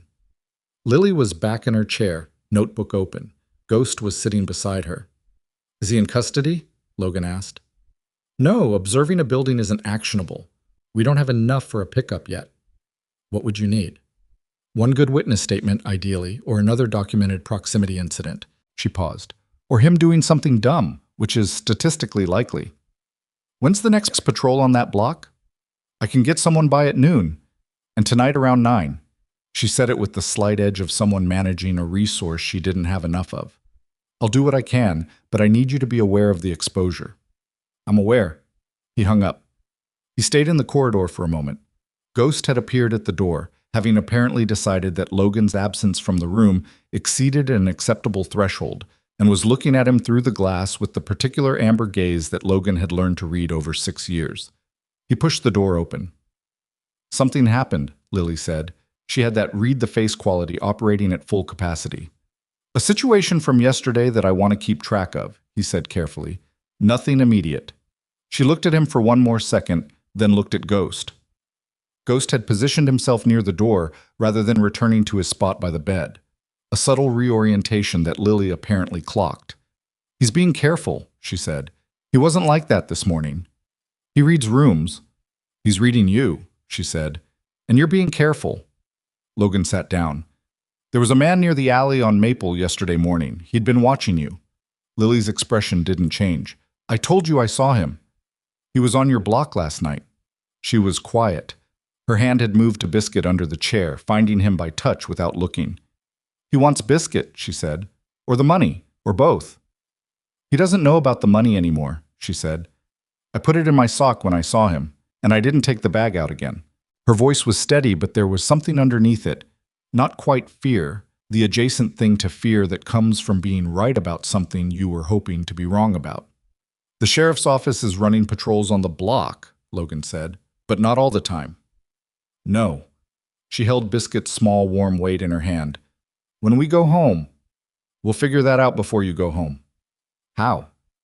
He didn't have a complete answer for that yet. "Working on it." Margaret had been listening from the bed. She looked at Logan with the direct, unguarded expression of someone past the stage of pride about needing things. "Can you help with that?" "Yes," he said.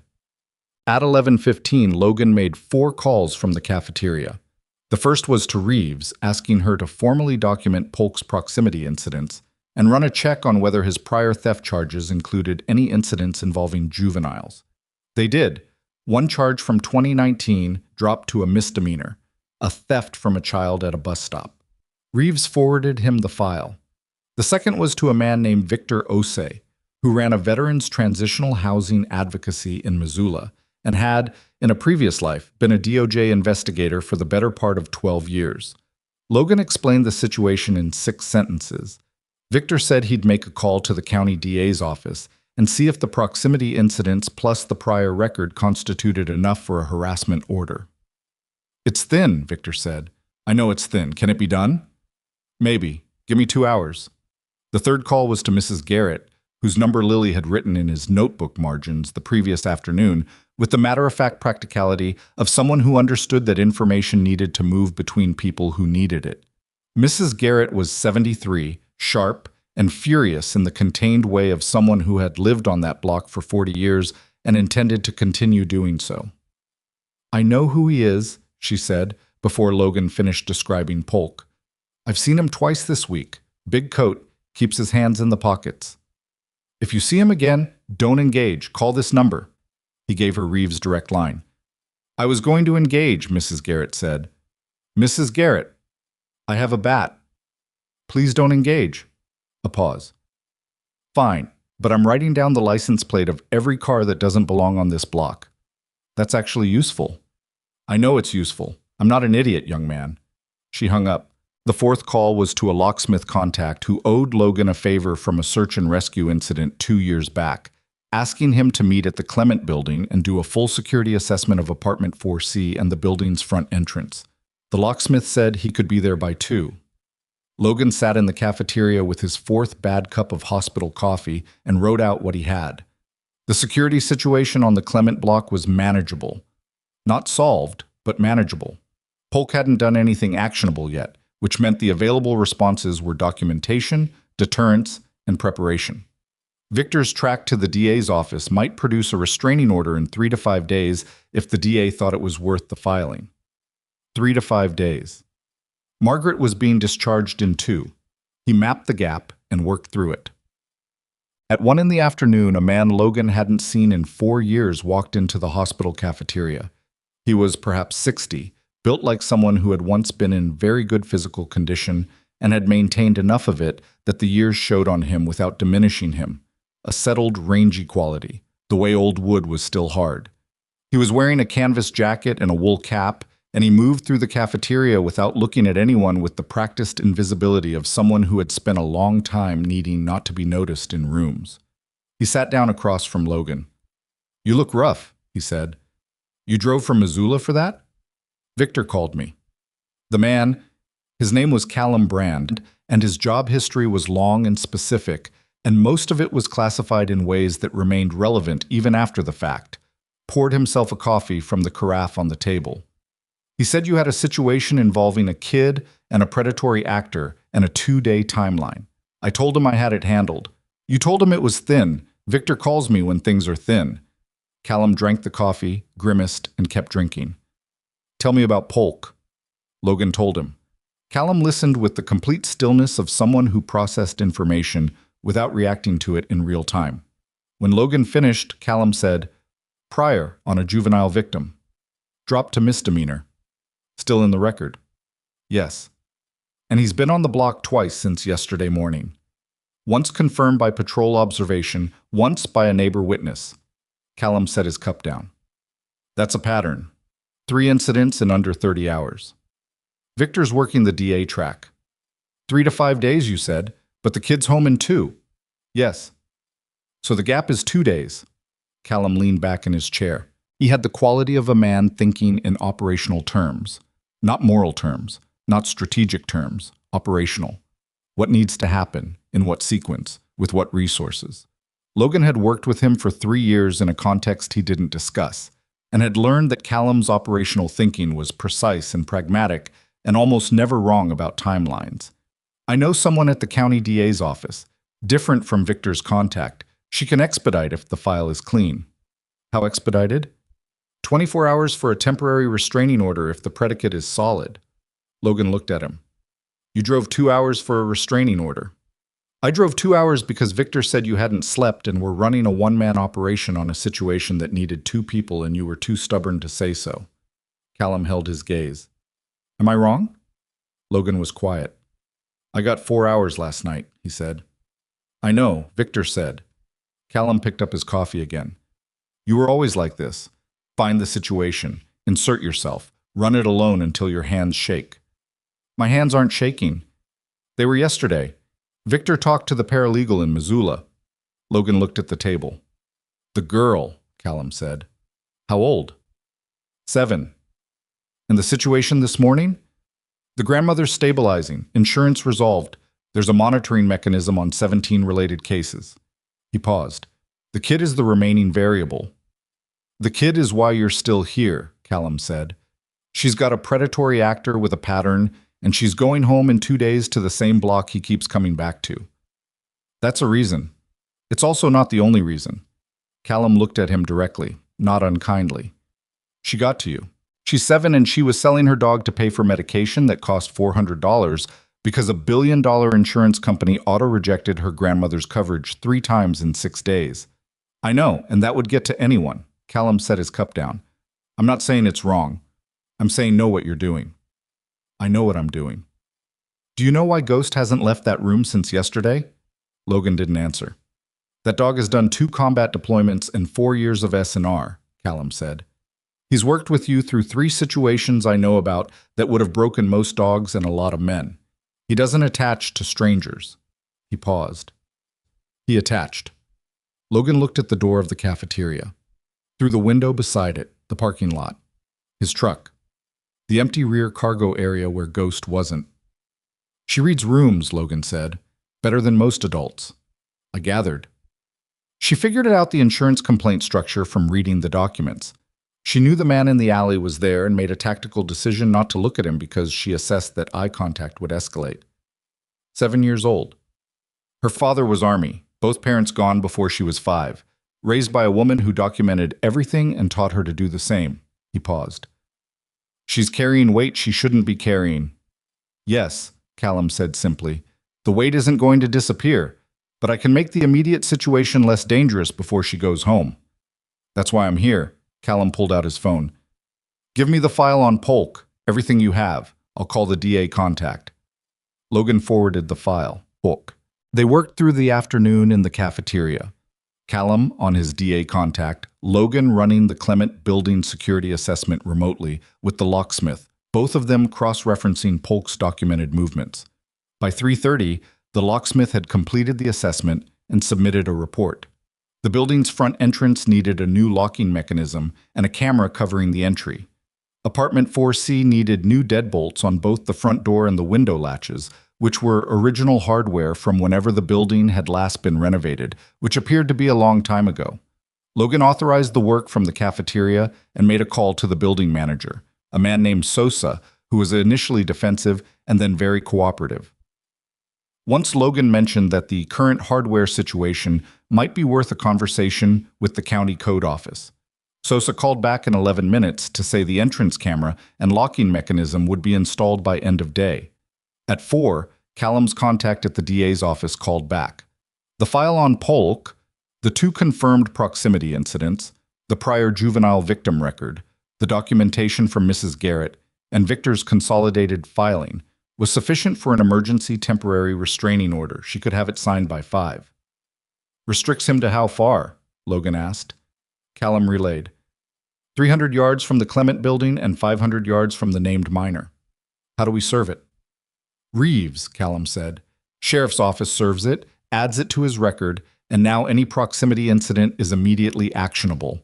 Logan called Reeves. She said she could have it served by tonight if Polk's known address held, which it usually did with guys like Polk because they didn't have the resources or the foresight to make themselves hard to find.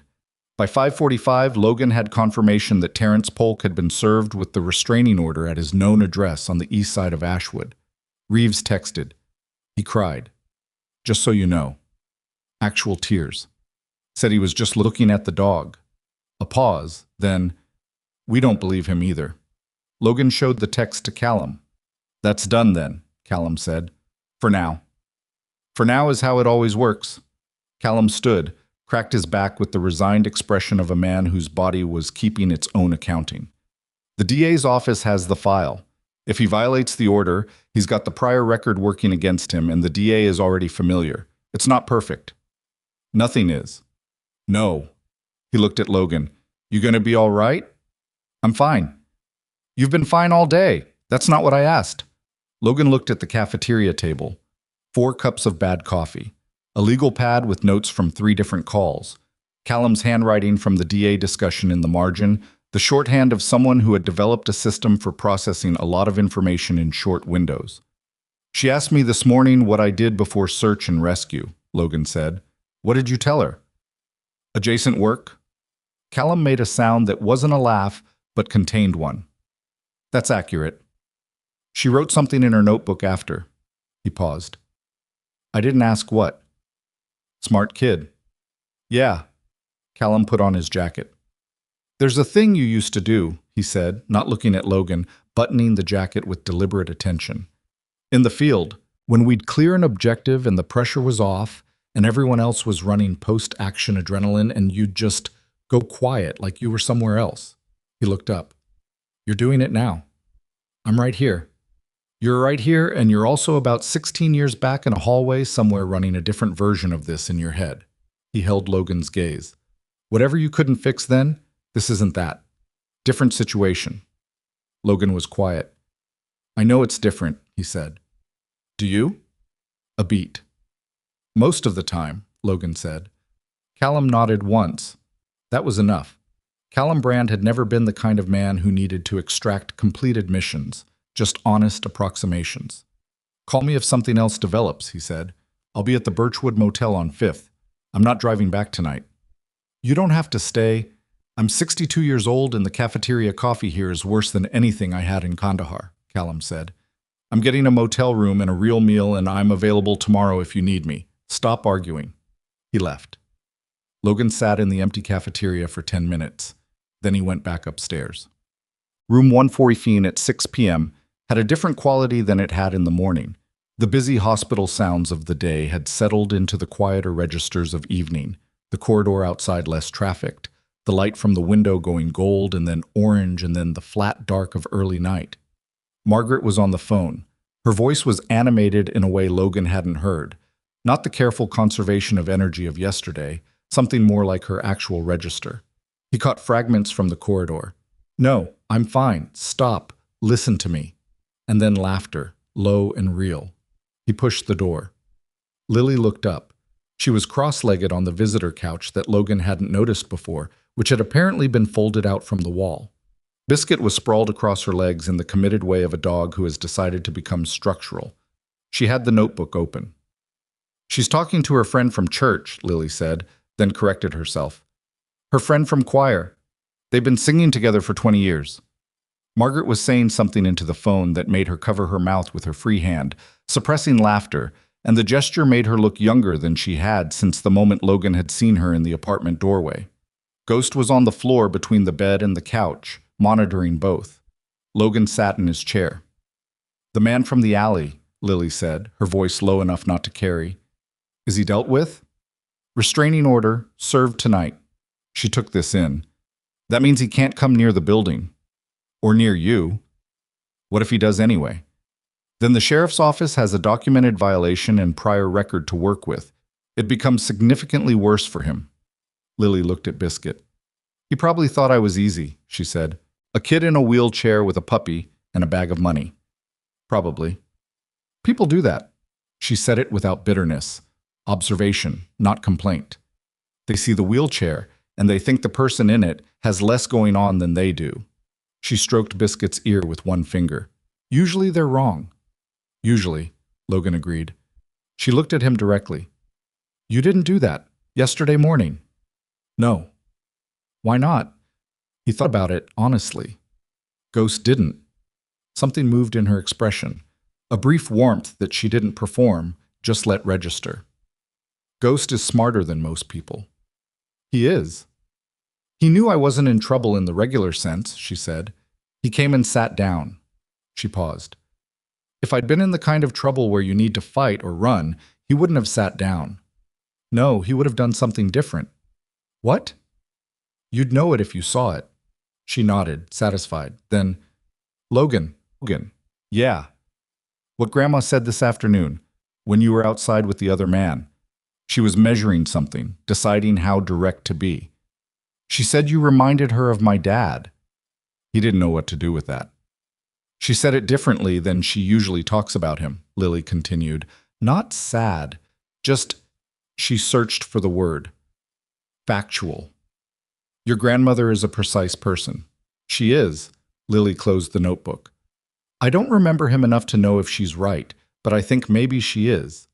Margaret's laughter floated across the room again. Something her choir friend had said, real and unguarded. Logan looked at the window.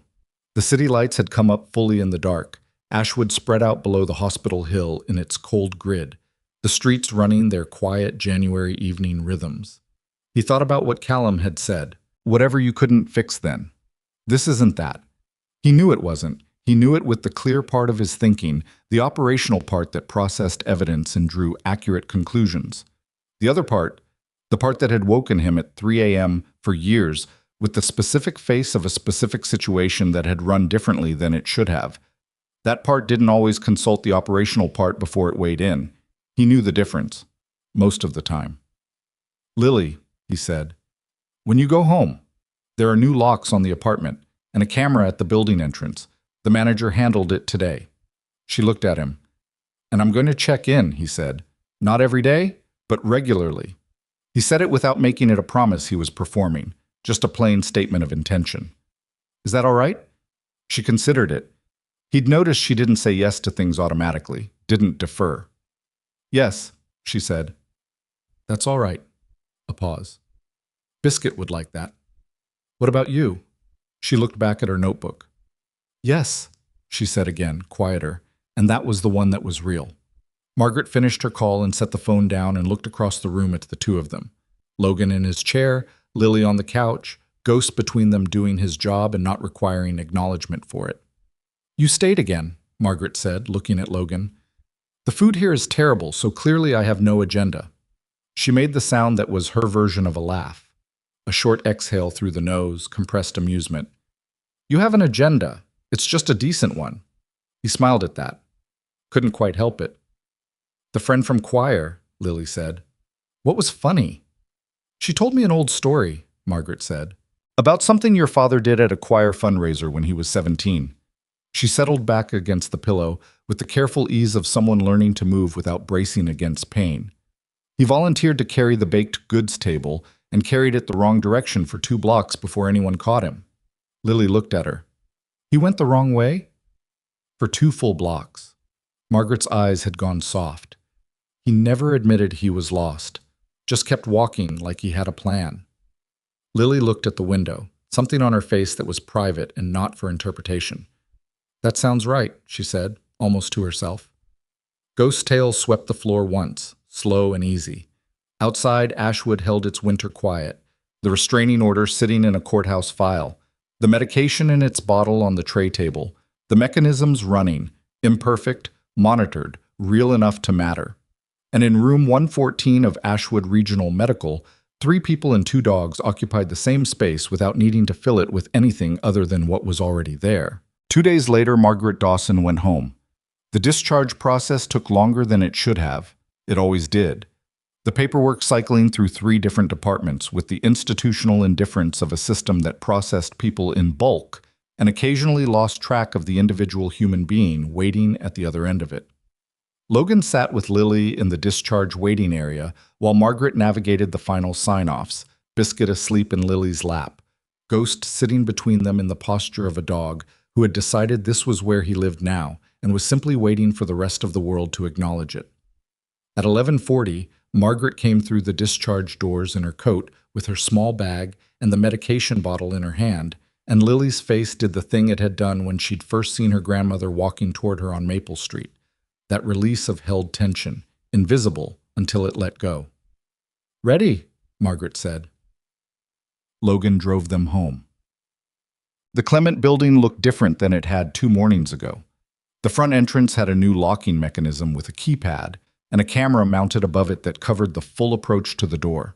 Sosa had also, apparently under the combined pressure of the code office conversation and whatever had gotten into him overnight, replaced the lighting in the entry corridor with bulbs that actually worked. It was still a building that had seen better decades. The carpet in the lobby was still the pattern of something bought in the 90s, and the elevator was still slow. But the door locked cleanly when Logan tested it, and the camera's indicator light was steady green. Margaret noticed the camera when they came in. She looked at it for a moment without comment. New, Lily said. I can see that. Margaret touched the keypad briefly with 2 fingers, testing its solidness. Then she pressed the elevator button. Apartment 4C had new deadbolts, Logan had arranged for a spare key to be left with Mrs. Garrett, whose door opened before they'd finished coming down the corridor. The woman had apparently been listening for the elevator, which was not difficult given the noise it made. Mrs. Garrett was 73, compact, with the immediate physical presence of someone who had decided at some point in her life that the best policy was full engagement with whatever was happening. She had a casserole dish in her hands. "Don't argue," she said, addressing Margaret specifically. "I wasn't going to," Margaret said. "You were going to say you didn't need it." "I was going to say thank you." Mrs. Garrett looked at her for a moment, recalibrating. Then she handed over the casserole. "It's the chicken and rice, the good one." "I know which one it is. And there's a second one in your freezer. I went in yesterday with the spare key." "Don't look at me like that. I restocked the refrigerator too. It was embarrassing in there." Margaret's jaw worked. "Muriel." "Margaret." Mrs. Garrett's voice had dropped its efficient armor for just a second.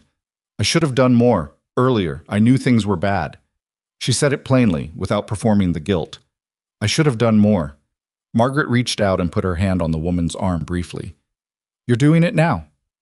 Mrs. Garrett looked at Lily. "The dog is fine, by the way. He only knocked one thing over." "He knocks one thing over everywhere," Lily said. "He has to. It's like he needs to check whether things are stable." Mrs. Garrett looked at Biscuit, who was sitting in Lily's lap looking back at her with the profound self-satisfaction of a puppy who had never considered the possibility that he was unwelcome anywhere. Then she looked at Ghost. "And this one," she said. "Is he leaving?" Everyone looked at Logan. "He's mine," Logan said. Mrs. Garrett looked between him and Ghost with the expression of someone who was unconvinced by technical ownership.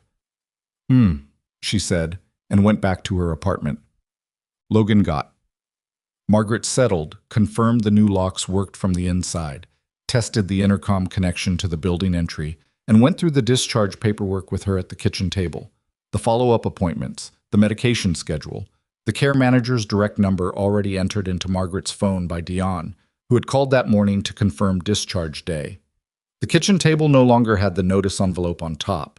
Logan had worked with Catherine on the retroactive reimbursement paperwork the previous day. The processing timeline was 6 to 8 weeks, which was imperfect, but Margaret's account at the county credit union now had an interim financial assistance transfer from a veteran family advocacy fund that Callum had quietly arranged, enough to cover the next 2 months without the math being impossible. Logan hadn't told Margaret where it came from. He'd told her it was an emergency assistance program for caregivers of disabled minors, which was accurate in the general sense and didn't require a longer explanation than she had the energy for. She probably knew there was more to it. She didn't push. At 1 in the afternoon, Lily wheeled herself to the kitchen table and put her notebook in front of Logan. He looked at it. On the open page, in her careful, practiced handwriting, was a list. At the top, things that happened, in order. Below it, the sequence of the last 3 days rendered in Lily's precise, unsentimental shorthand: the corner, the alley, the hospital, the insurance company, the casework, the restraining order, the new locks. Each item in one line, no embellishment. At the bottom of the list, she'd written, "Biscuit stayed." And underneath that, the only item with a star next to it, Logan stopped. He looked at it for a moment. "You keep records," he said. "Grandma says documentation is proof you existed inside a system." She took the notebook back. "This is proof the system got it wrong and then someone made it right." She closed the notebook. "I want to have it when I'm older." He didn't trust his voice entirely, so he didn't use it immediately. "That's a good reason," he said. He left at 2:15 with Ghost, after Margaret had taken her medication with lunch, after the chicken casserole had been started in the oven per Mrs. Garrett's instructions that were taped to the lid, after Lily had shown him the corner of her room where Biscuit slept, the pillow on the floor beside her bed, the small blanket that was Biscuit's specifically, the arrangement of things that showed exactly how long this had been the configuration and how much it mattered that it remained so. "He was never going to leave," Lily said, standing at the door of her room. "No," Logan said.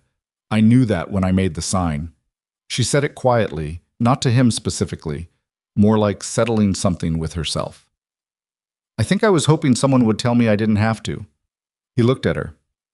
"You didn't have to," he said. She nodded, once, slowly, like receiving something she'd needed to hear from outside her own head. 31 days after Logan Hayes pulled his truck to the curb on Maple and 3rd, the first commissioner's status report on the 17-case review was filed.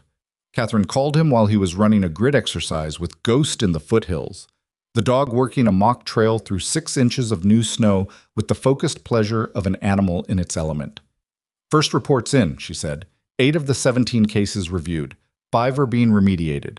Full coverage restoration, retroactive reimbursement, harm settlements. 2 are still under review. 1 was upheld. Which one? The Prather case. The coverage exclusion held on the merits. She paused. But Vale's team documented it completely this time. Actual reviewer, full file, specific clinical reasoning stated, not the automated pattern. So even the denial was done right. For the first time, apparently. A pause. The Helena firm is satisfied with the process so far. They're watching the remaining 9. Ghost came back through the snow with his reward tug in his mouth, tail working, and dropped it at Logan's feet with the expectation of engagement. Logan threw the tug. Ghost launched after it. The 5 being remediated, Logan said. Do they know yet? Letters went out this morning. He stood in the snow on the Bitterroot foothills and thought about 5 kitchen tables in Ravalli County, 5 notice envelopes that were going to become something different. Good, he said. Logan. Catherine's voice had shifted into something more personal, the register she only occasionally allowed. What you built in one day, the complaint structure, the monitoring, the leverage, that doesn't happen by accident. I've been doing this for 9 years, and I've never seen someone construct that kind of pressure architecture that fast. You helped. I executed. You designed. A pause. That's a specific skill. I had good training. From adjacent work. He smiled at the snow. Yeah.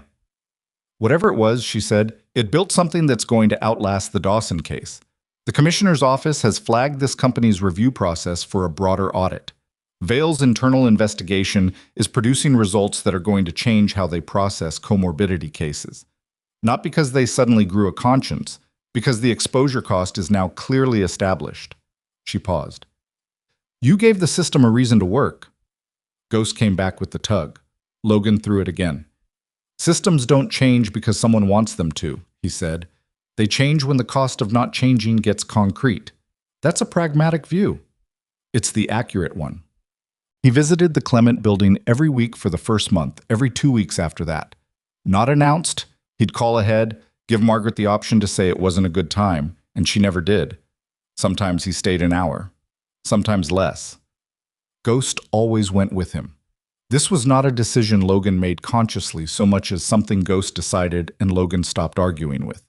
The dog would sit in the cargo area until they reached the building, then stand up with the particular alertness of someone arriving at a place that mattered, and that was the end of the discussion. Lily was always in the middle of something, a book, a notebook, a project of some kind that she'd explain with the compact efficiency of someone who didn't waste words on preamble. In February, she was teaching herself how to read insurance documents, actual primary source documents, not summaries, tracking the language patterns that Catherine had taught her to recognize. In March, she was working on a letter to the commissioner's office, not about the Dawson case, but a general letter about automated review systems, which she drafted and revised 6 times before she was satisfied with it. Logan read the final version sitting at the kitchen table in apartment 4C while Margaret made tea. It was 4 paragraphs, clear, precise, specific. It cited the Dawson case without naming it, used the pattern data from the 17 cases, and proposed a straightforward regulatory requirement that any denial issued in under 10 business days for a complex comorbidity case be subject to mandatory secondary human review. It was objectively a good policy proposal, better than some he'd seen from people with law degrees. You're going to send this? He asked. When it's right, she said. It's not right yet. What's wrong with it? She took the papers back and looked at the 3rd paragraph. This part. The word systemic. I use it twice in the same paragraph and I mean different things by it both times. That's imprecise. He looked at Ghost, who was sitting beside Lily's wheelchair with the expression of a dog who had found his permanent assignment and was not seeking further instruction. Your grandmother's right, Logan said. About you. Lily looked up. What did she say? That the strongest people keep loving even when it costs them something. Lily was quiet for a moment. She says things like that, she said. She's usually right. Margaret set the tea on the table. She sat down across from Logan with the careful ease of someone whose body was improving in small, real increments. Not healed, not all the way, but managing. The color in her face was steady. The breathing was better. She'd been back to her choir friend's house twice. She'd started a letter of her own to the State Insurance Oversight Board, which she was writing in longhand on paper she'd bought specifically for it. She looked at Logan over her tea. "You're not going to stop doing this," she said. "What?" "Finding situations. People." She held the cup. "You're going to keep doing it." He looked at the table. "Probably." "Good," she said simply, and that was all. On the first morning of April, Logan ran Ghost through a live SNR exercise near the north edge of Ravalli County, a real one. A hiker who'd gone off trail in a late snowstorm and been missing for 14 hours when the call came in. Ghost found him in the rocks below a false ridge at 7:40 in the morning, alive, cold but intact, sitting with his back against a boulder and his eyes going wide when a large German shepherd appeared out of the pre-dawn light and sat down 3 feet from him like he'd been expected. Logan came down the slope behind Ghost, called in the position on the radio, and crouched beside the hiker while they waited for extraction. "That your dog?" the man asked. His voice was wrecked from cold and exposure. "Yeah.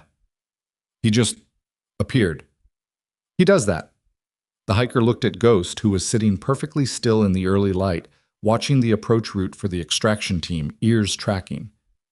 "Does he know he just saved my life?" the man asked. Logan looked at Ghost. The dog didn't look back.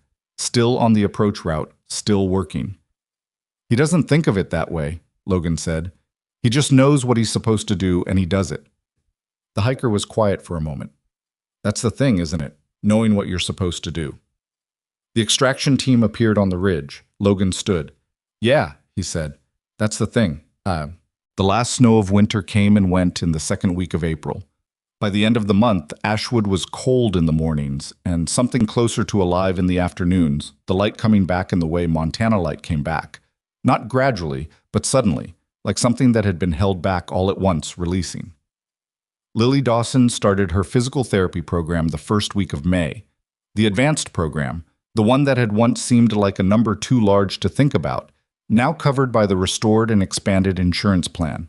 She didn't tell Logan until after the first session, when he came for his bi-weekly visit, and she mentioned it the way she mentioned most things, directly and without preamble. "I went yesterday," she said. "How was it?" She considered this honestly. "Hard," she said. "The therapist works fast and expects a lot. She said I have good baseline upper body strength from the chair." A pause. She said if I work hard, there are some things we might be able to try in 6 months. "What kind of things?" Lily looked at him steadily. "Leg things," she said. She didn't promise. She said maybe. Maybe is something. Maybe is more than nothing. She looked at Biscuit, who had grown considerably in the months since January and was in the process of discovering that he was too big for some of the spaces he used to fit in and had not fully accepted this. "Biscuit is getting fat," she said. "He's not fat. He's growing." "He's both," she said. Ghost, sitting beside the wheelchair in his permanent assignment, looked at Biscuit with the impartial assessment of a dog who had decided to make peace with the puppy's existence and was mostly succeeding. Logan stayed for an hour. On the way out, in the corridor, Margaret caught him at the door. "She talks about you," she said. "Not often. But when she does, it's the same way she talked about her father when she was very small." She held his gaze. "I wanted you to know that." He didn't know what to say to it. "Okay," he said. It was inadequate. It was also the truest thing he had. Margaret nodded once, like that was enough. He went down the corridor, pressed the elevator button, and waited while the slow machinery brought it up. Ghost sat beside him, shoulder against his leg. Outside the building's new locked front door, Ashwood was doing what it did in May. Tentatively, imperfectly, becoming something warmer, the snow gone from the sidewalks, the streets wet and clean in the mid-morning light. A city running its ordinary rhythms, unaware and indifferent to the particular weight of the winter it had just come through. Logan pushed through the door into the light. Ghost followed. They walked to the truck. Logan opened the rear and Ghost jumped in and settled, and Logan stood with his hand on the door for a moment, looking back at the Clement building. Third floor. Fourth window from the left. He couldn't see her from here, but he knew she was there, notebook open, writing something in her careful hand, documenting, recording, building the proof that she had existed inside the system and that the system had eventually been made to answer for what it did. He closed the rear door. He got in and drove. There is a kind of courage that doesn't announce itself, that sits on a frozen sidewalk with $61 and a cardboard sign and doesn't ask anyone for anything, just quietly refuses to give up on the people it loves. The world walks past it every day. All it takes is one person willing to stop.